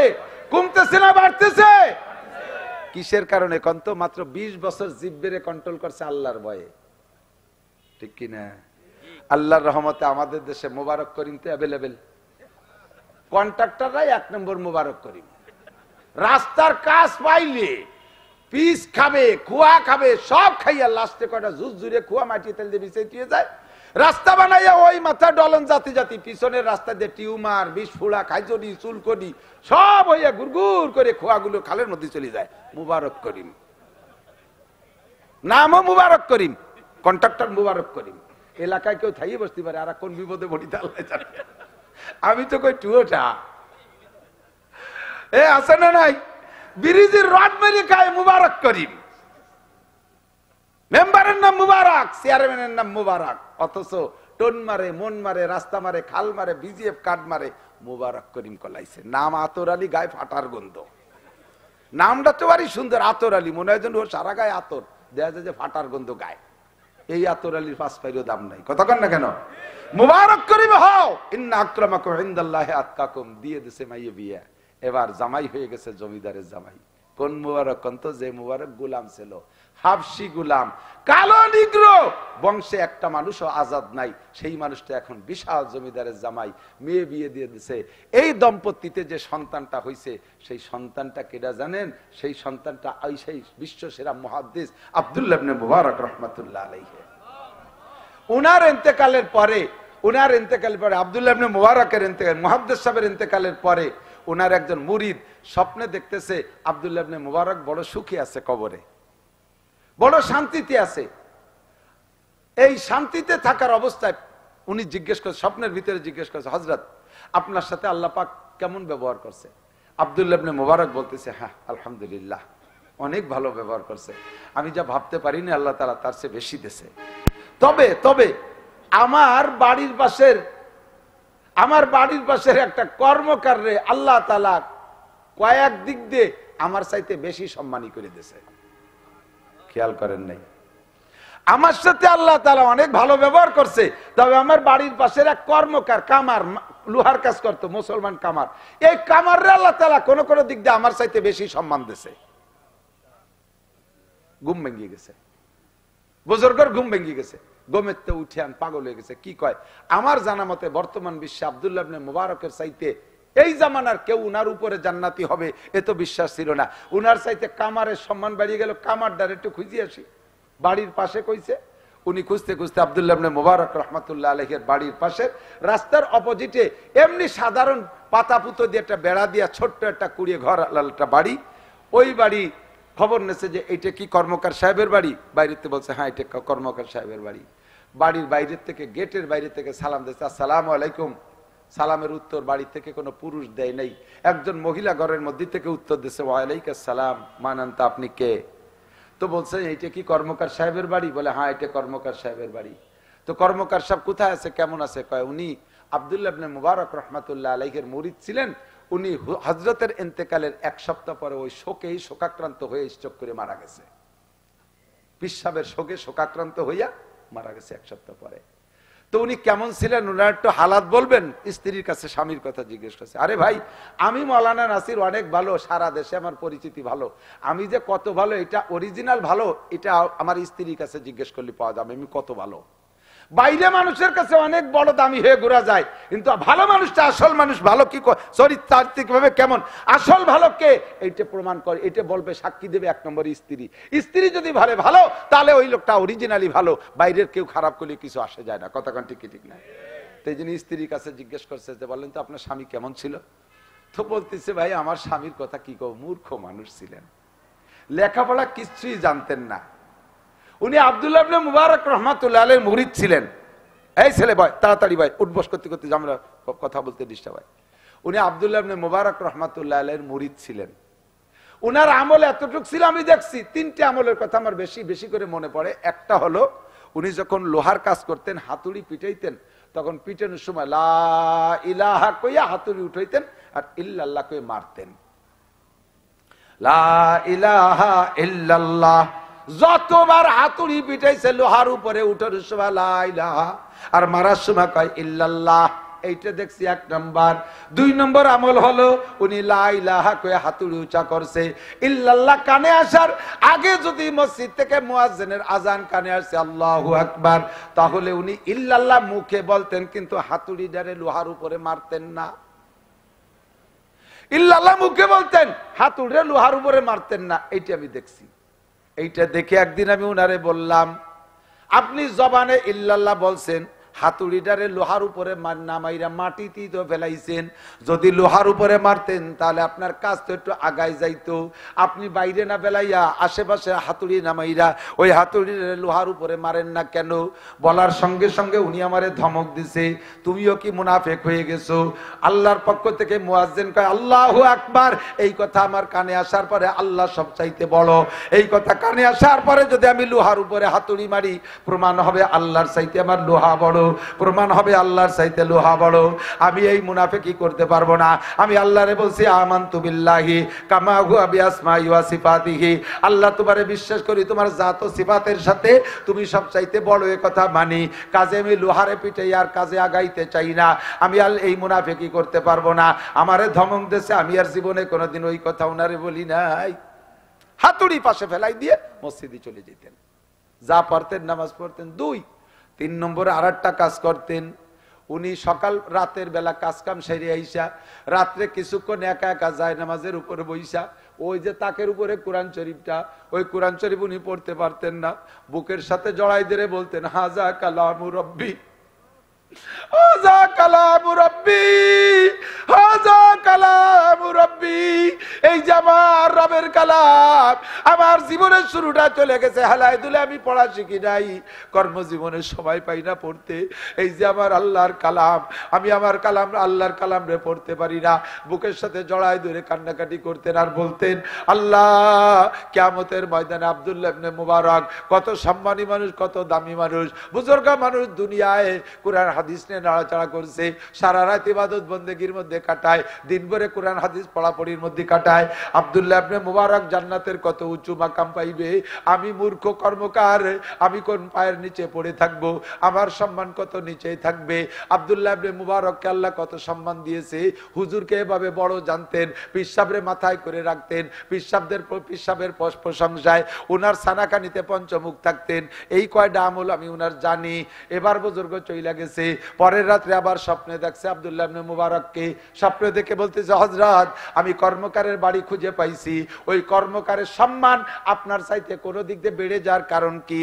কয় যে কর্মকারের আমার চাইতে সম্মান বেড়ে যাওয়ার কারণ হলো ও জীবন ভরে আমারে বড় জানছে, নিজেরে ছোট জানছে, আলেমরে বড় জানছে, নিজেরে ছোট জানছে, আমার সম্মান তার চাইতে অনেক বেশি বলে আল্লাহর কাছে বলছে।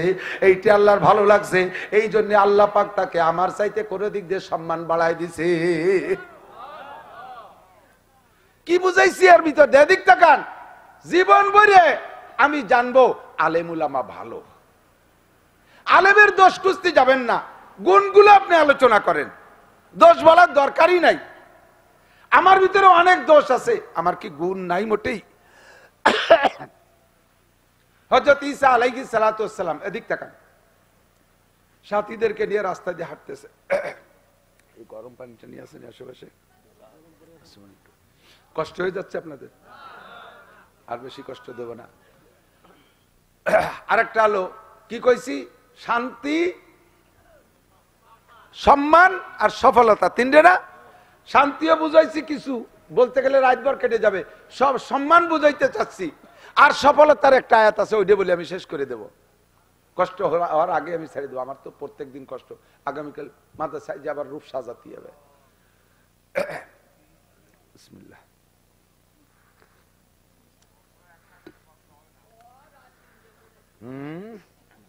তিন দিয়ে চার ডুবো, আমাকে অসুবিধা নেই, দরকার নেই, ফজর পড়লাম না, কিন্তু ওয়াজ শুনবো না কেন? আল্লাহ ও বুঝি দুদু, আল্লাহ সম্মান। হযরত আব্দুল্লাহ ইবনে মুবারক রাহমাতুল্লাহ আলাইহি, কি বলছি ভুলে গেছে, আর একদিক চলে গেছে, এই একটা লেগে।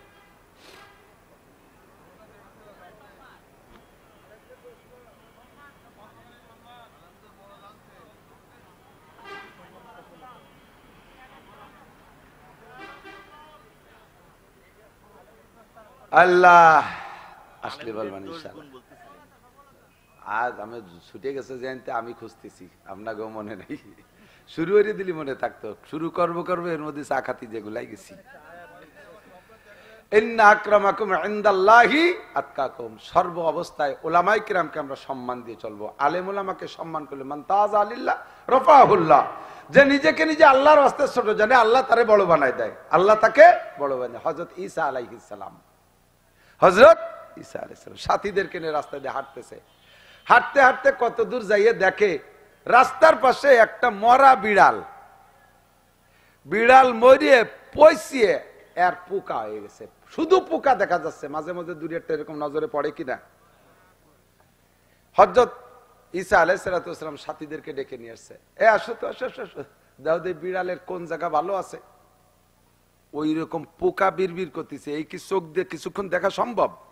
কয় যে হুজুর একটু সরেন, ওই দিক সরিয়ে কই, কয় না এই জায়গায় দাঁড়ায় রেজাল্ট দিয়ে যাও, এই বিড়ালের কোন জায়গা ভালো আছে? কয় যে হুজুরের কোনো জায়গা ভালো নেই, আবার দেখো কোন জায়গা ভালো আছে। তিনবার দেখার পরে কোনো জায়গা ভালো নেই, সম্পূর্ণ পোকা। হুজুর কয় যে কেন, দাঁত কয়টা ভালো আছে না? ও তো পান কোন খায় না, দেখছো দাঁত কি সাদা, ওর দাঁত কয়টা ভালো আছে না? কয় যে জি হুজুর দাঁত ভালো আছে। হুজুর বললেন তো আমি তো বলি নাই, জিজ্ঞেস করি না ওদের পোকা কোন জায়গা আছে, তাই কয় পোকা কোন জায়গা আছে তা তো দেখা যাচ্ছে। আমি বলতে বলছি যে ভালো কোন জায়গা, দাঁত কয়টা ভালো আছে তা তো একজনও কইলে না, খালি কানে পোকা, উখানে পোকা, লেজে পোকা, নাকে পোকা, মাথায় পোকা, সারাগার পোকা কও, দাঁত কয়টা সাদা তা তো কেউ কইলে না। আমি কওয়ার পরে না স্বীকার করলে। একজন মানুষ ভালো মন্দ কোন জায়গা, চুরি করে, ডাকাতি করে, লুচ্ছবি করে, বদমাইশি করে, এটা করে, ওটা করে, সেটা করে, সব দোষগুলো বলো। বললাম যে ভালো কোন জায়গা, ওই লোকটা আগে একদিন এই জায়গায় একটা লোক অ্যাক্সিডেন্ট করে হাসপাতালে গেছে, তার রক্ত লাগবে 3 ব্যাগ, কেউ দিতে রাজি হয় নাই। ওই বদমাইশ যারা এতদিন পর্যন্ত দোষ কইছিস, সেই লোকটা তার গাতে 3 ব্যাগ রক্ত দিয়েছে। এটা কি ভালো কাজ করে না? এই কথাটা কইতে পারে না? ভালোটা কইতে পারো না, ভালোটা মতে কইতেই রাজি না কেউ, ভালো গুণটা মোটে বলতে রাজি না। এটা হলো আমাদের স্বভাব হয়ে গেছে, কথা কন না কেন? দোষটা বলতে রাজি, দোষ আড়ালে বলবেন এর নাম গীবাত, দোষ আড়ালে বলবেন এর নাম গীবাত। সামনে বলেন না গ্যাঞ্জাম লাগার ভয়তে, কষ্ট পাবে ভয়, সেটাকে আড়ালে বলেন। আপনারা আমাকে ভালোবাসেন, ধীরে ধীরে মাঠটা ভরে গেছে, শীতের রাত্রেও নিশ্চয়ই ভালোবাসেন। আমিও মাগুরাবাসীকে ভালোবাসি, আমার গোপালগঞ্জের চাইতে আমার মাগুরায় শ্রোতা আমার বেশি। তো আপনারা আমারে ভালোবাসেন তো? সত্যি? আমিও ভালোবাসি।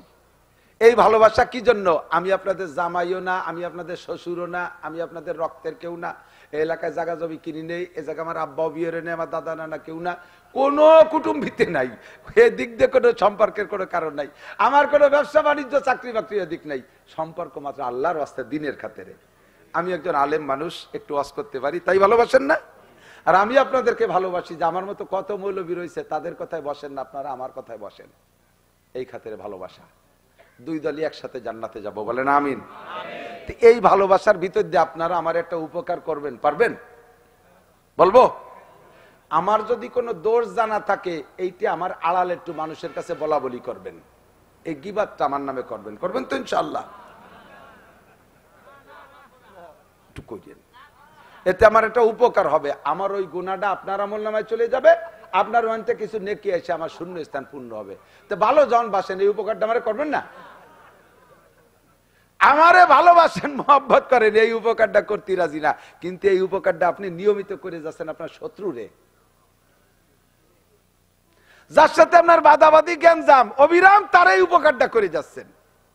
6 মাস কথা কন না, সাধ্য করা হয়েছে, বদমায়েশ, আনাড়ি, চোর, লুচ্চো, ও সেদিনই করছে, ওই দিনই করছে, যা যা কইতেছেন ওই কাজগুলো সত্যিতে করছে, ওই গুনাহগুলো আপনার আমলনামায় চলে আসতেছে, আর এখান থেকে নেকি যে তার আমলনামা ভর্তিছে। বিএনপি আলারা আমলিগা লাগে নেকির পাল্লা বাড়ি করে দিচ্ছে, আমলিগা আলারা বিএনপি লাগে নেকির পাল্লা বাড়ি করতেছে গীবাত করে করে। যারে বন্ধু বানাইছি, যারে মোহাব্বত করি, তারাই উপকারটা করতে রাজি না, কিন্তু উপকারটা নিয়মিত করে যাচ্ছি।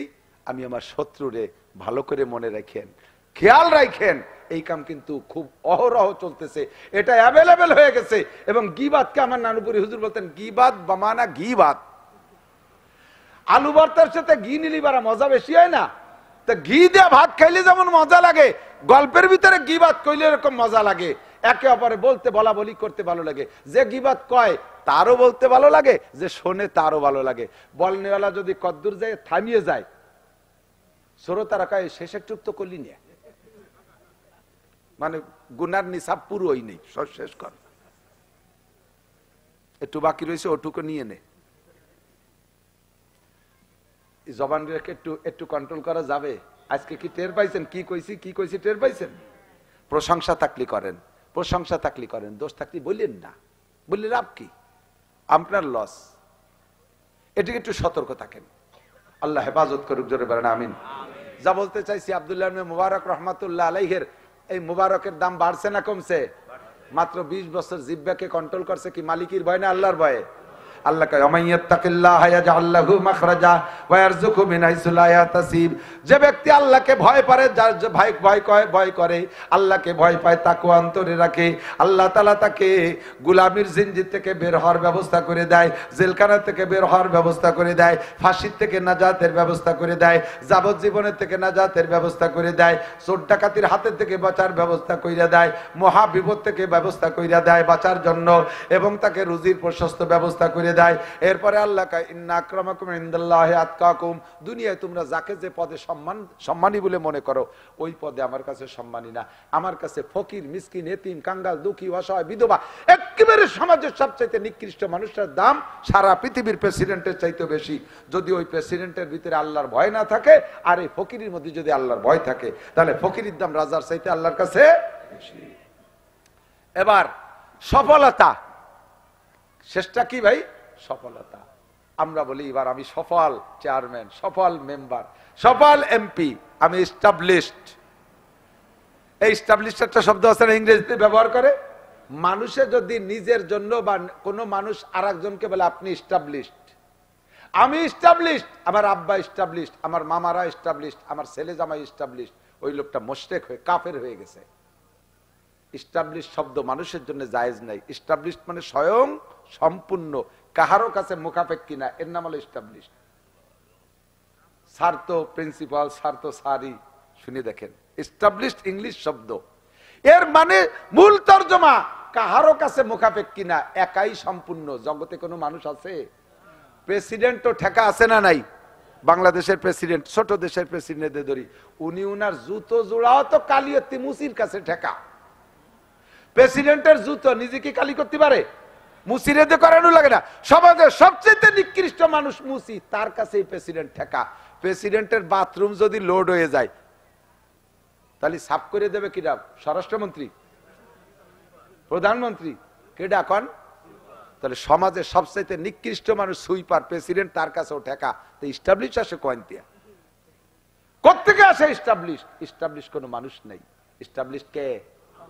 আমি সফল, এদিকে সফল, শিল্পপতি, কোটিপতি, রাষ্ট্রপতি, ভগ্নিপতি, এ পতি, ও পতি, সে পতি, প্রতিপতি সফলতা দাবি করি। আল্লাহ কয় ওর নাম সফলতা না। সফলতা কাকে বলে? ফামান যুহজিহা আনিন নার ওয়া উদখিলাল জান্নাতা ফাকাদ ফাজ। জাহান্নামের খাতা থেকে নামটা কাইটা জান্নাতের খাতায় যদি ঢুকতে পারো তাহলেই তুমি সফল, নইলে তোমার রাজা বাদশাহ কোন তার নাম সফলতা না। ঠিক কিনা? ইমামে গাজালি রহমাতুল্লাহ আলাইহি সম্ভবত ইমামে গাজালি রহমাতুল্লাহ আলাইহি, যার নাম সবাই গজ্জালি বলে কনে না, আসল শব্দ হলো গাজালি। এই ইমাম গাজালি রহমাতুল্লাহ আলাইহি বহুত বড় বুজুর্গ এবং দার্শনিক, পণ্ডিত, সব দিক দিয়ে বিজ্ঞানী, আবার আলেমও সেরকম। উনারে অথবা জুনায়েদ বাগদাদি, এই দুইজনের মধ্যে আমার তাসাব্বু জড়াই গেছে। যে কোনো একজনকে মাঠের এক ছাগল চালানিয়ে রাখাল, এই গোলাম রাখাল, এ পাঙ্কু বদমাইশি করে যাইয়া বেয়াদবি করে যে বলতে যে হুজুর আপনার দাম বেশি না আমার এই ছাগলের দাম বেশি? ছাগলের দাড়ির দাম, বুড়ো ছাগলের দাড়ি হয় না, এই দাড়ি দেখে আমার এই ছাগলের দাড়ির দাম বেশি না আপনার দাম বেশি? এ যদি আমারেও কেউ কয় তাহলে আমি যত বড়ই হুজুর হই, এ কি সহ্য করা সম্ভব? বিয়াদব, তুই কারে দিয়ে কারে মিশেছিস? ইমাম গাজালি রহমাতুল্লাহ আলাইহি ভাই বুজুর্গ, উনি বলতেছে বেটা তুই দারুণ একটা প্রশ্ন করছিস। কিয়ামতে যদি আমাকে আল্লাহ তাআলা জাহান্নামের খাতা থেকে নাম কাইটা নামটা জান্নাতের খাতায় লিখে দেয়, তাহলে তোর ছাগল না, সারা দুনিয়ার সবার চাইতে আমি সফল, সবার চাইতে আমি আল্লাহর কাছে দামি। আর যদি কিয়ামতে আমার নামটা জান্নাতের খাতায় না লিখাইয়া জাহান্নামের খাতায় লিখে আমার জাহান্নামের মধ্যে দিয়ে দেয়, তাহলে তোর ছাগলের দাড়ি না, তোর ছাগলের পেশাব পায়খানার চাইতে আমি বেদামি। কারণ তোর ছাগল জাহান্নামে যাবে না, তোর ছাগলের পেশাব পায়খানা জাহান্নামে যাবে না, তোর ছাগলের দাড়ি জাহান্নামে যাবে না। আমি গাজালিকে, আমি জুনায়েদ বাগদাদিকে জাহান্নামে পাঠানো হচ্ছে। আমার বিফলতা, আমার পরাজয়, আমি যদি সফল হইতে পারি সেটা হলো জাহান্নাম থেকে নাম কাটাইয়া জান্নাতের খাতায় যদি নাম লেখাইতে পারি তাহলে আমি সফল। আমার আল্লাহ বলেছেন ফামান যুহজিহা আনিন নার ওয়া উদখিলাল জান্নাতা ফাকাদ ফাজ। যার নামটা জাহান্নাম থেকে কাটাইয়া জান্নাতের ভিতরে লেখাই দেয়া গেল ওই লোকটাই সফল। আল্লাহ তাআলা আমাদের দুনিয়ার শান্তি এবং দুনিয়া ও আখিরাতের সম্মান এবং ইহকাল পরকালের সফলতা নসিব করে, সবাই বলেন আমিন। এখন এর জন্য একদিনের এক রাত্রে ওয়াজি যথেষ্ট নয়, এর জন্য একটা উপযুক্ত সময় আমাকে দিতে হবে, সময় আমাকে দিতে হবে। ঈমান শিখার একটা সময়, আমলের প্র্যাকটিসের একটা সময় আমাকে দিতে হবে। সেই সময়টা সাধারণ পাবলিক আপনাদের জন্য। আল্লাহ তাআলা সবাইরে মাদ্রাসায় আসতে বলে না, ঘরে ঘরে থেকে এক একটা ছেলে আলেম বানান, ইনশাআল্লাহ ঠকবেন না। আর যে যে বয়সে চলে আসছেন এই বয়সে আল্লাহর রাস্তায় তবলিগে একটু সময় লাগান, উলামায়ে কেরামের সাথে তবলিগে একটু সময় লাগান, একটু বিশ্ব ইস্তেমায় যান। আমার সাথে একটা তারিখের মস্ক করেন, বলেন 2, একটু সবাই কন 2, 3, 4 ফেব্রুয়ারি 2024 জাতীয় সংসদ নির্বাচন। কি হবে কন্দি? বিশ্ব ইস্তেমা, বলেন বিশ্ব ইস্তেমা, একটু মুখে কন বিশ্ব ইস্তেমা, বিশ্ব ইস্তেমা, বিশ্ব ইস্তেমা 2, 3, 4 ফেব্রুয়ারি। যা যাবে তো ইনশাআল্লাহ, সহজ করে দিছি আমরা। আপনারা তো শুকর আদায় করবেন, আমরা গোপালগঞ্জেরা কি সহজ করে দিছি। এই মোহাম্মদপুর ব্রিজ দিয়ে দিছি, এদের কালনা দিয়ে ব্রিজ করে দিছি, পদ্মা সেতু করে দিছি। একেবারে গাড়িতে চলে যাবেন, ফেরিঘাটে বসে থাকা লাগবে না। আল্লাহ হেফাজত করুক, বলেন আমিন। কুয়াশার ভিতরে ফেরিঘাটে 12-13 ঘন্টা বসে রয়েছি, রাত 1টায় আসছি, পরের দিন বেলা 2টার সময় ফেরি পাইছি।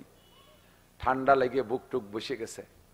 আর সেদিনকে আইসি ওই টাঙ্গাইল থেকে মাহফিল করে ফেরিঘাটে ব্রিজের গোড়া এসে দেখি কুয়াশায় ব্রিজ দেখা যাচ্ছে না। ব্রিজের টোলে তো বহুত লাইট। আমার ড্রাইভার কাছে হুজুর কোন দিয়ে আর ভুল আসলাম নাকি, সে কোনো লাইট তো দেখি না, আজকে কুয়াশায় ঘিরে গেছে আজ্ঞ। এবার এই যে আজকে সকালবেলা ফেরিয়ারটা ডুবিয়ে গেছে। দেশে ওলামায়ে কেরাম জাদু বয়ান জানে, আল্লাহ তাদেরকে শিক্ষা দিয়েছে। জীবন ভরে খাওয়াইয়ে খ্রিস্টান বানাবি, খালি মাঠে ফেলাইয়া 1 ঘন্টা ওয়াজ করতে পারলে সব কটার আবার কলেমা পড়াই দিতে পারবে ইনশাআল্লাহ। কতক্ষণ না কেন আমরা এই অভিযান চালাবো যে আমাদের দেশের কেউ যেন খ্রিস্টান হতে না পারে।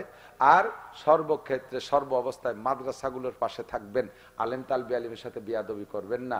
আলেম তালবি আলিমরা শেষ রাত্রি উঠে যদি আল্লাহর কাছে মামলা দিয়ে দেয়, এই বিশ্ব রোড দিয়ে আটতে পারবেন না, ট্রাকের তলে ডলিয়ে সাফ হয়ে যাবেন একেবারে। কোন সময় কোন বিপদে পড়ে যাবেন তখন বলবেন যে নাসির হুজুর বদদোয়া করে থুয়ে গেছে। এ বদদোয়া স্থায়ী ভাবে করে থুয়ে গেলাম, সাথে সাথে দোয়াও করে থুয়ে গেলাম। যারা আলেমুল আমার সাথে সম্পর্ক রাখবে আল্লাহ তুমি তাদের সম্মান আব্দুল্লাহ ইবনে মুবারক রহমাতুল্লাহ আলাইহির ওই কর্মকারের মতো সম্মানই করে দিও। খালি বদদোয়া করলাম না, দোয়াও করে গেলাম। আল্লাহ আমি তো কালেকশন পারি না, আর ফরম হইলে দিছি কালেকশন করতে পারি না। স্থানীয় যারা আছেন তারাই দেবেন। তো মসজিদের জন্য আপনাদের কাছে চাই, দুনিয়ার কোনো ঘর